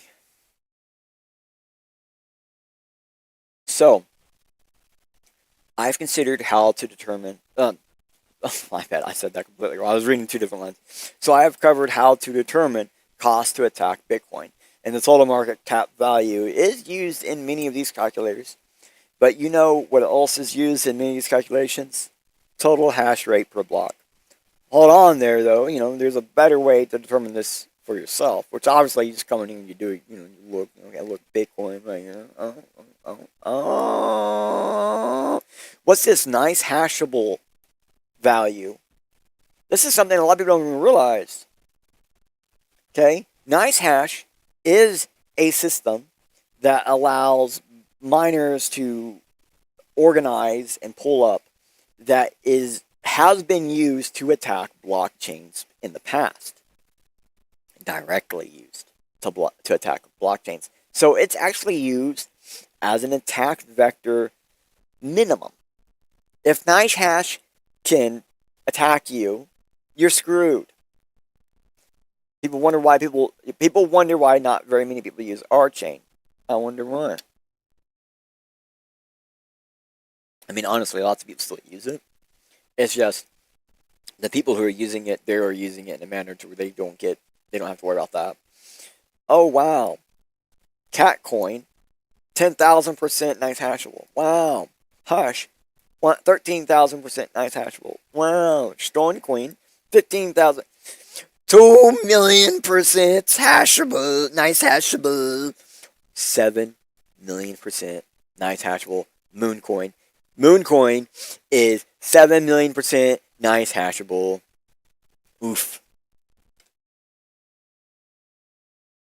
And there is a button here where you can actually learn more about how all of this works. So you can actually educate yourself a bit more if you want to. Alright, so we're going to go to the next one. Here actually is a calculator. Here's one way you can adjust and determine the actual cost to attack the chain without any value of Bitcoin involved. This doesn't even ask you what the value of Bitcoin is. It doesn't know what the value of Bitcoin is. It doesn't matter what the value of Bitcoin is. Oh, attacking Bitcoin doesn't actually matter what the value of Bitcoin is. Oh. The only time that it matters about what the value of Bitcoin is if you're going to purchase your way into the attack. Bitcoin is not a purchasable attack method. It's not a proof of stake. Only proof of stake can be purchased into attack. Now, I'm going to read my notes on this. That's because actually determining the cost of attack to Bitcoin changes based on everything, including how the attack is actually done. So they claim about 51% attack being 2.x million in X years to attack. Well, that's just an annual cost of electricity to attack Bitcoin to control the hash rate right now. Like, it is already nearing $2 billion in electrical cost to operate for a year. Okay? Hardware plus that is an additional $5.5 billion. Okay? So the hash rate would have to drop substantially. Or a completely new way to attack Bitcoin would be needed in order for that said X year attack to be capable, like the guy said. Well, the guy didn't actually say how the attack would be capable, so the attack at all wouldn't be capable. Because he didn't describe it. Alright, finally, the mats. gosh.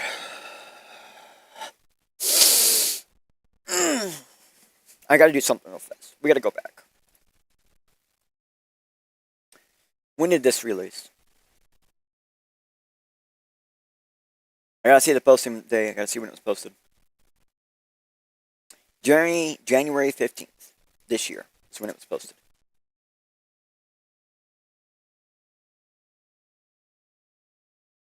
The TPS calculation is based on max theoretical TPS. Max theoretical TPS. That's transactions per second. His theoretical is already wrong.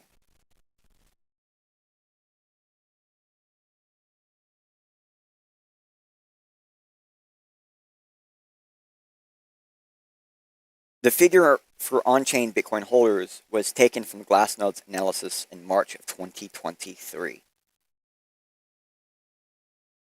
That doesn't make any sense. Why would you have data that old to calculate with? It doesn't make any sense. He's purposely using data that old for a reason. Because data after that completely breaks his entire math calculations.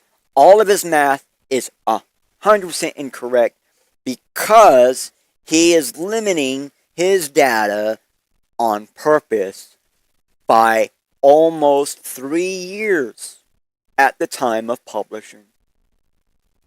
He is less than 2 months away from publishing 3-year-old data analysis. Now, I'm aware that when you do analysis on data and stuff, it takes years and stuff. But something you would have to do when you're dealing with data analysis and stuff is you always have to go back and update your analysis before you publish. You have to take all your analysis and stuff, all your math, and you have to update it before you publish. There's a reason why, because we're going to show you the reason why. So he's going to use this P2P hash. This is a type of transaction hash, which is not the only type of transaction hash that can exist, so why not the only one to be going off of? To better represent an average user, even though the SegWit allows for 4 megabyte. Even though SegWit allows for 4 megabyte blocks, this cannot be filled with transactions. Hysterically, the largest Bitcoin block filled was 1.66. We've already seen previously in this episode megabyte block size on Bitcoin over 1.66 and over 2. Over 2 megabytes. So nothing about his math is accurate. Nothing about his math is correct. Like, sure, the way he does his math is correct. He is actually performing the math correctly, but the data in his math is incorrect. And that makes his end result false. A falsity. FUD. These are all extremely conservative estimates. They're actually extremely, like, everything that should not be low is low, and everything that should not be high is high in all of his estimates. Let me put it to you that way. You can figure out which ones are actually which ones. I'm going to my notes. I can't look at his thing anymore. It's visually irritating. So his transactions per second TPS maths is nearly right, but still off based on real data. That's what I mean. Like, the math is being done correctly, but the data is just wrong. So the past 7 years, so for the past year, we see peaks in 7 TPS, but in the past 3 years, as high as nearly 11 TPS. Let me show you where I'm getting this data from. Oh yeah, right here. So we're seeing points as high as like 7 TPS. And if we go back 3 years, we see points as high as 11 TPS. Now, the reason why I say if you go back 3 years, okay, he stopped looking at data back in like, so March, somewhere around, okay, so starting right here is when he stopped looking at the data. Well, look at all these extremely high TPSs that happened immediately after that, and have been happening continuously after that, and keep getting numbers higher than what he projected at 7.75. So 7.75 is the highest possible. Ooh, there's a lot above 7.75. Whole lot.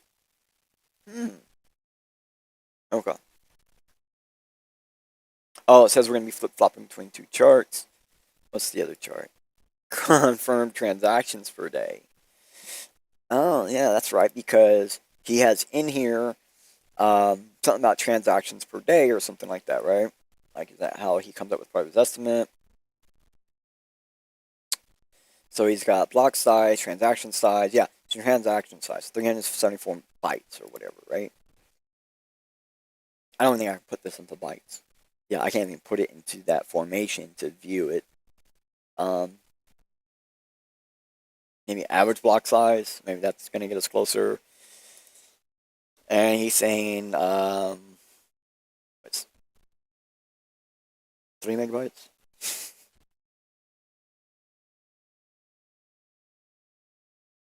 Oh, 2 megabyte, 2 megabyte.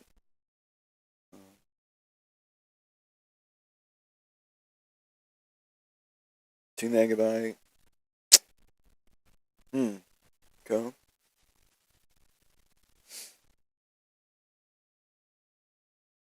Here's the average block size. It's 2 megabytes. So this is the past 1 year. Here's the past 3 years. Again, so he stopped looking at data roughly right around this area. So roughly right around this area, he stopped looking at the data, and we start seeing like all sorts of high trends after that. Okay. Go to all block size. We can see some of the highest block sizes ever. You know, like 2.2, 2.1, 2.2, way over here. 2.29. So, transactions per day, we see that in the past year, within 650,000 transactions per day, within the last 3 years, nearly 1 million transactions per day.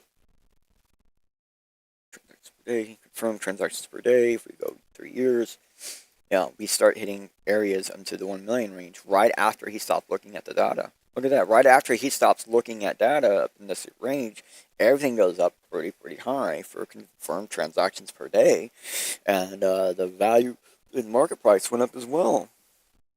Imagine that. Okay. So his last half of the argument in his maths is just claiming his math is, I'm claiming his math is just off, like where or what number values he is using to back his claims is what's off.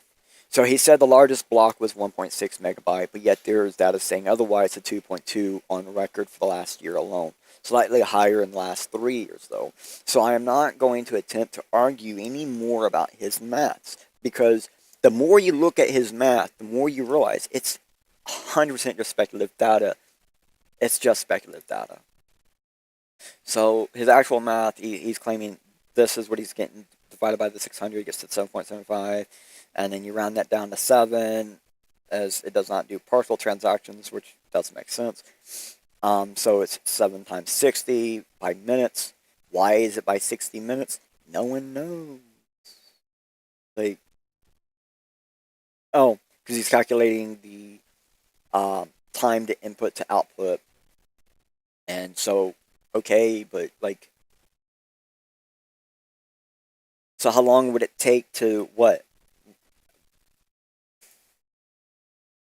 How long it would take to fill the transactions? Well, that doesn't make any sense. Like, he's going to give you, oh, this is how the number of like monthly transactions or yearly transactions, right? This is the yearly transactions. And then you have this many users, which he doesn't state a number. He just claims it's a current users. And then he gives you this monthly transaction, which is this one right here. And he says, oh, that's 1.8 months to clear it out. And then you got this number, and then this many users. It's global, I guess. And then this many, and then it's like, oh, it's going to take 32 years. Yeah. It doesn't make any sense. They're extremely concerned. Yeah. The security budget calculation based cost of attack is all speculation. None of it even real data.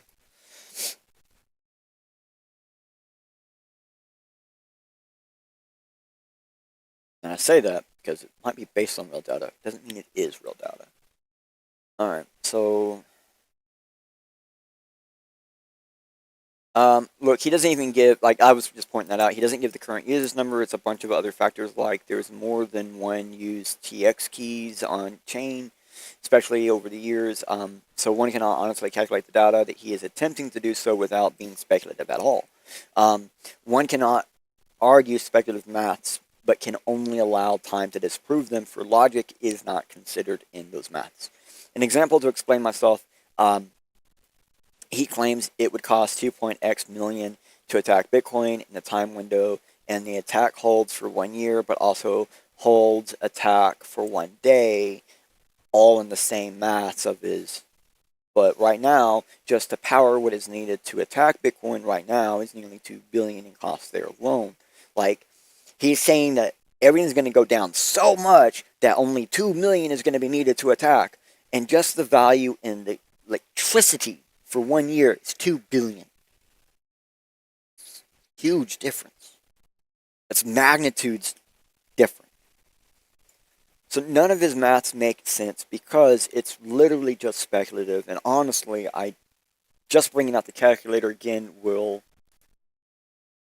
show you. Like, you can adjust, like I have this pre-adjusted blah blah blah, but you can adjust it to what you need.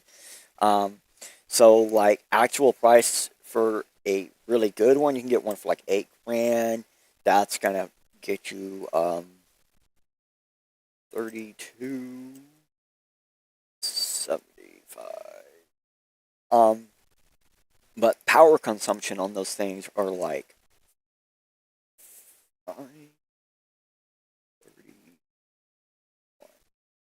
And let's go to a real electricity rate of about 8 cents. So now we're talking like a really good miner. Oh, $1 trillion to do an annual cost of electricity. $230 trillion to buy these. And you say, oh, you don't have enough zeros. Okay. Goes down to 104 million. It's literally one magnitude less.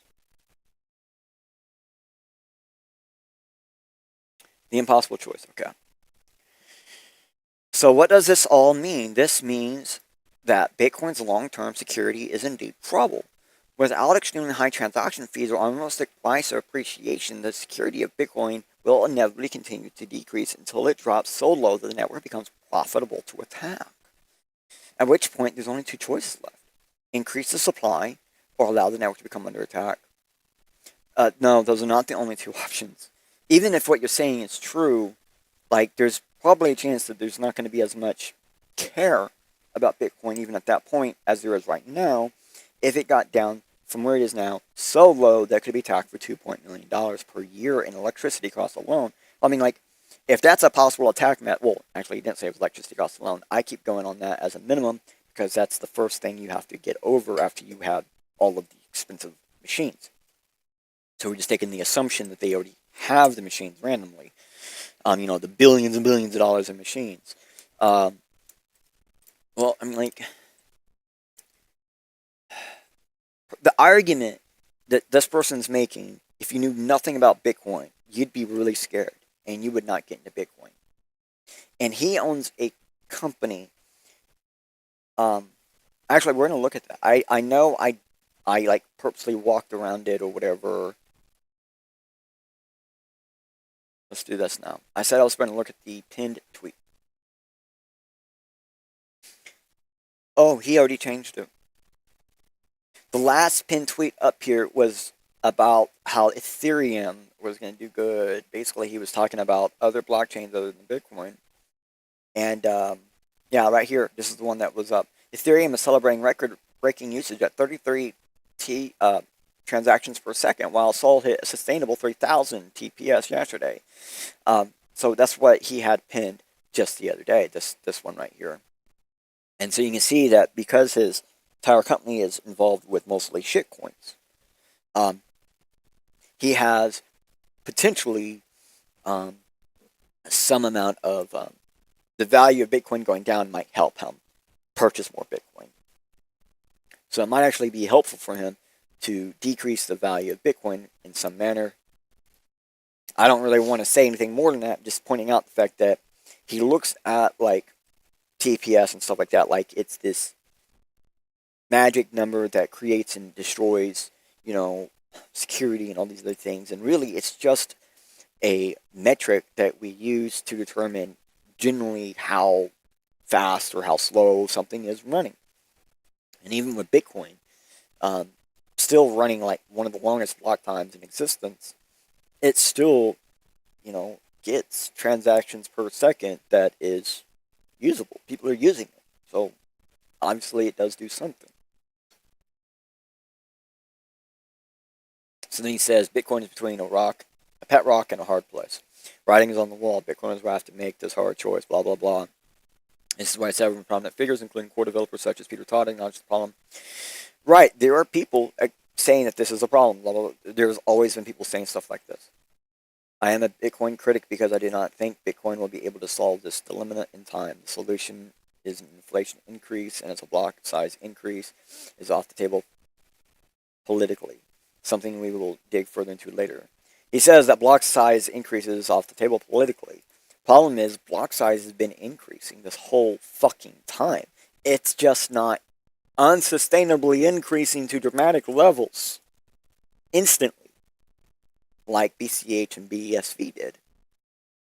It's slowly allowing the natural adoption of larger block sizes, as it has always been with Bitcoin. That was the original major argument in the Bitcoin block size.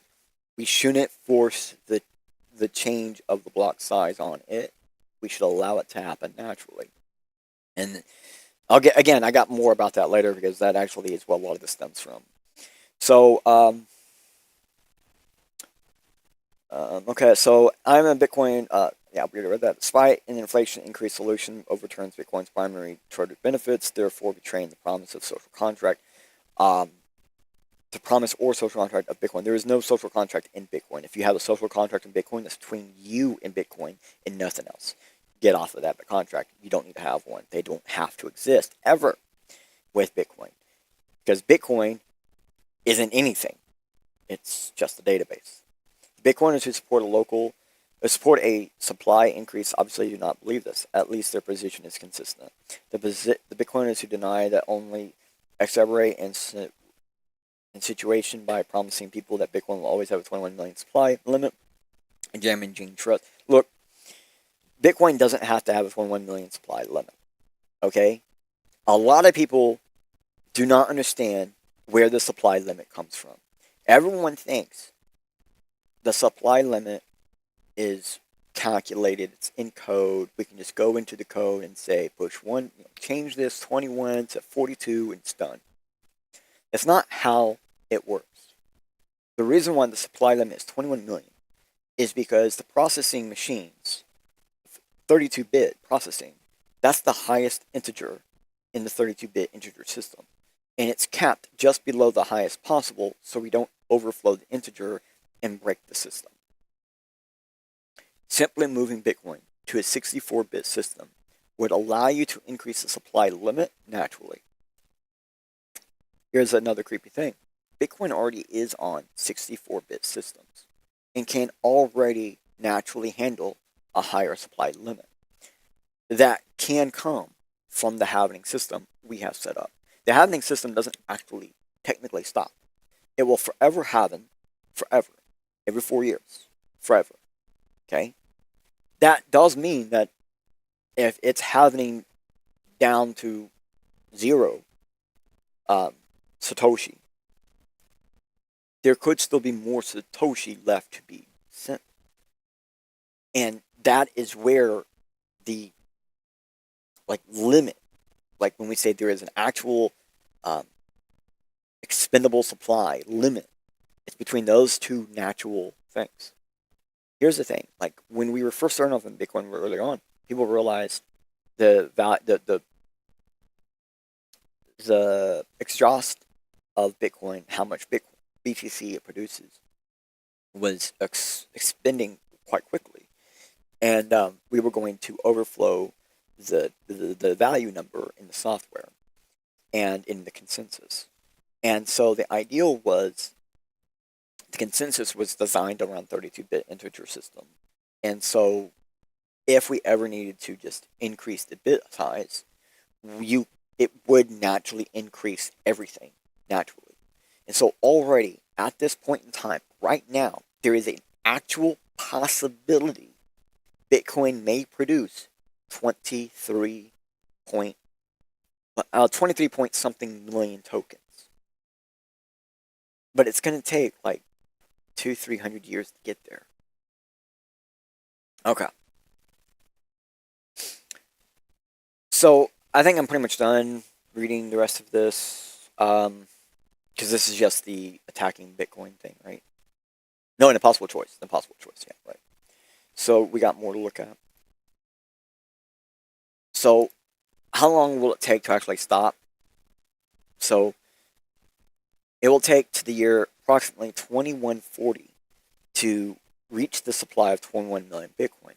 And we always say it can't hit 21 million because the system is designed that it will cut off like less than 1% before the cap of the base integer that's determining the total allowed value of Bitcoin. So whatever that integer supply is, there's a, like, I think it's like a 0.1 or 0.9%, like it's a really weird percentage away from the max cap that it's going to close at. So whatever that integer bit rate value is should determine that actual point. And it's something I've been saying since like 2012. I've been saying this, and no one has been listening. So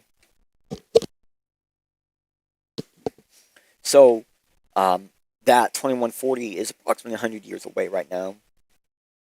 And if the integer system really does naturally integrate with and if the limit really does naturally integrate with the integer system, then that actual number is probably much higher than that, by another 100 or so years.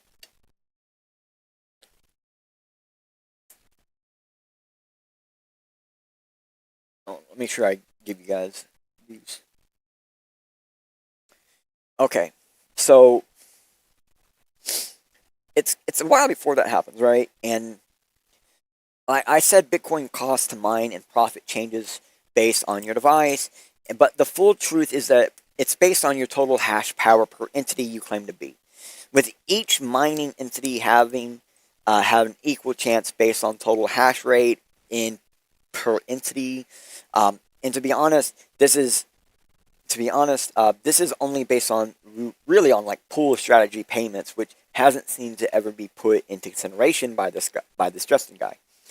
Pooling is how many people get regular payments for non-regular block reward discovery, an uncorrelated payment system that works different per pool made. And this is basically like a calculator to help you figure out how much it's going to take you, how much it's going to cost you to mine. Like for example, I do 4.6 terahash. My power consumption though is I think 550. No, 600. And my cost per this is cents, so it's 8 cents, and the pool fee for me is 3.59. So look at this. One of my specific miners that I have literally mines at a negative hashing rate. And this is one of the miners we saw that actually received nearly a full block reward, which was life-changing money for that individual miner. And it's costing me about $31 a month to lose money on this. Bet $500 a year to lose money on this. But the chance is what? I win Bitcoin. And we're talking hundreds of thousands of dollars worth of Bitcoin if I get the full block reward. But if I go into pooling, then I'm going to actually just constantly lose money.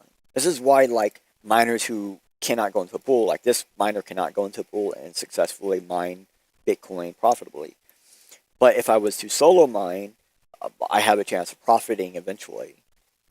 And I could run this for, like, I could run this $420 at the value of Bitcoin. If I would get it, it's over $300,000. I could run this like over 100 years without, and then get one block and be in profit for that whole time. Because that's kind of how a lot of this stuff works. It's only unprofitable until you get paid. So, I did claim Bitcoin isn't always profitable per day to mine. Oh, I guess I was in my notes and I skipped it, but Bitcoin isn't always profitable to mine per day. We kind of just saw that, right? And it gets mined per day. And now look at this chart. This is tracking all the unprofitable days based on relative price of the time being checked right now. Actually, even in a spot where Bitcoin is considered down in price, it is relatively profitable to mine. We're actually in the green right now.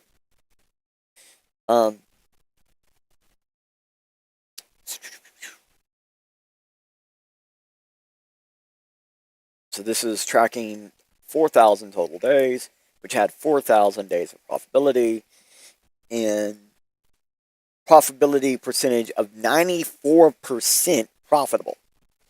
Means 94% of the people mining Bitcoin are profitable, with a total of 216 unprofitable days.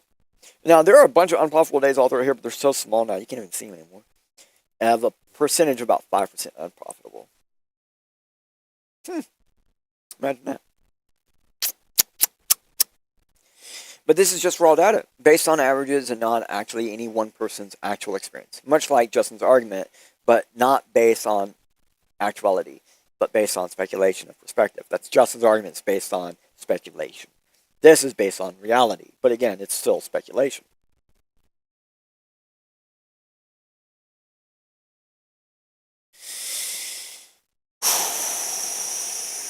What can I say? I mean, like I know I could say more, I could say less, blah, blah, blah, right? So, let me get to the ending remark, I suppose. The further down you go into Justin's argument, the further from reality he gets. And, let me just... So, there's this bank run thing, like there's more in here. So, the further from reality he gets. For example, if you get into the bank run part in his argument, he's making the claim people trying to sell Bitcoin for fiat is going to add in more transactions or something entirely. Not, trying to sell the Bitcoin for fiat is going to add more transactions or something entirely. Not pointing out that exchanges use batch transactions, making the cost per transaction to better favor the business and to reduce the direct strain on the network and chain. I've talked about exchanges and various types of transactions in the various big Bitcoin question episodes. I'm going to bring this back down. So please go visit one of those episodes if you are more interested in this topic on checking these claims that I've made already. So what I'm saying is, like, I've done episodes before where I answered a bunch of Bitcoin questions and things like that. 99% of everything he claimed has been asked in some manner in my big Bitcoin questions, and I answered them. Well, the first one we did for the big Bitcoin questions was 3 years ago. Okay, so it's been around. So Justin's ending remark, though, that all this comes from the block wars. Oh, that's the part I didn't show. Yeah. So he says there's this death spiral thing, pure greed, blah, blah, blah. The reason for blah, blah, blah. The root cause behind all of this can be tracked down to the block size wars where Bitcoin was effectively captured by a small group who pivoting Bitcoin away from the original design. The original design was to naturally allow Bitcoin to determine its block size. People wanted to extrapolate that block size and make it large. Okay? And people stepped in and said, nah. So the existing Visa credit card network process of about 15 million purchases per day worldwide, Bitcoin can already scale much larger than that without existing hardware for a fraction of the cost. It never really hits a scaling ceiling. That was Satoshi Nakamoto. That's based on the ideal that block size naturally flows and moves on its own. And that's because all of the code is basically built around integer limitations. Like a shitload of the code is just integer limitations. And it was done like that on purpose. Definitely. So, like he said, it would naturally scale with the machines. So, uh, I so his ending remark about it all coming from the block wars is just preposterous. I claim it's completely bullcrap because out of all the chains that came from block wars, Bitcoin is doing best relatively. All three chains have activity, users, miners, networks, and value plus price, but yet Bitcoin is the one we are talking about right now, BTC. He's not claiming BCH or BSV is going to crash and fail like Bitcoin. But in some ways, I think he's claiming the other chains, like he actually mentions BCH might do better in some way or some form than Bitcoin. And honestly, I'd say Justin's claim as a whole is FUD. Unfortunately, this is all I can do. Only time will truly tell what it is. But that's the point of the show, right? It's not to completely say yes or no, but to show you how one person's, this data says X, and someone else's says, this data says Y. Which do you believe? Well, that's up to you. I showed you the graphs, where to view them for yourself, and you can see the trends, lines, and determine what you will from that based on what you see, not what others claim, including me. Heck, I even gave my actual opinion. That's my bad. If I actually gave my actual opinion, then I wouldn't even have done this episode of this person's claim because their claim is just ridiculous. And they sound like that someone, they sound like someone that was on the big block side of the block wars and still salty about losing. Even though Bitcoin, BTC, gets blocks as large as 2.2 megabyte in size. Technically, that is not small blocking. Small blocking is less than 1.1 megabyte in size. So, what I remember about the whole Bitcoin block wars was one side wanted unlimited block sizing and instantly getting that block sizing, and the other side wanted the limit of the size for the average compute by the average miner seen on chain. And that's something people keep forgetting. I keep reminding people, back during the block wars, the average miner on chain that we ever saw, that we had proof existed, like, they almost always ran with like 2 megabyte RAM. You increase the megabyte, if you increase the block size over 1 megabyte, you have to have at least 2 megabytes RAM to process that. Thank you, Roadkill. I'm glad you're enjoying the stream, bro, Civ. That is what's up. Fist pound. Fist bump. And so, again, we right now have Bitcoin that does limit the size for the average compute based on the average miners that you're seeing on chain. It still happens to this day, thankfully, because that's one of the major things that has to happen. And at the same time, there used to be this rule of the very first miner should be able to come back online, because that's the original Satoshi miner, and he should be able to mine in Bitcoin without adjusting or changing anything. It should just automatically work, because the previous should always work in the current. And if you made it where Bitcoin is forcefully forced to have some amount of block scale set in stone, well, then that would not allow for the original miner to mine, because there was nothing actually set in stone back then. It's based on the average compute of a specific computer processing a SHA-256 hash, and how many times it takes to do that. 1 million times.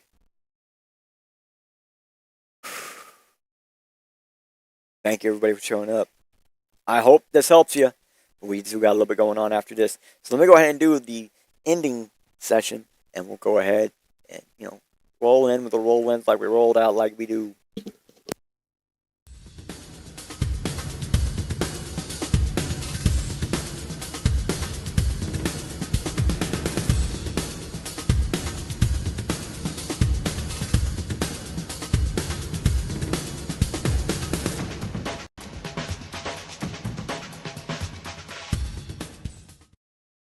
Yo, did you think you know? Did you think you hold? Did you think something new? That's the goal, to see from a new degree and get the change your mind needs to find something new. Life suddenly is easy for many, but when a wall appears, sometimes up is all you see. So let 3D guide to the side, yo, where there's a door though. Just be careful on your way out, for the first step is a do-see-do. A little bit linus with some he's something else. And regardless, maybe, perhaps it was that missing piece you was needing. Maybe it was that simple message you was searching. Definitely, it's just in different times to defraying our mental mind state, separating us from our own mental mind tank. Boom goes the blast of thought. Boom goes the last spark with part.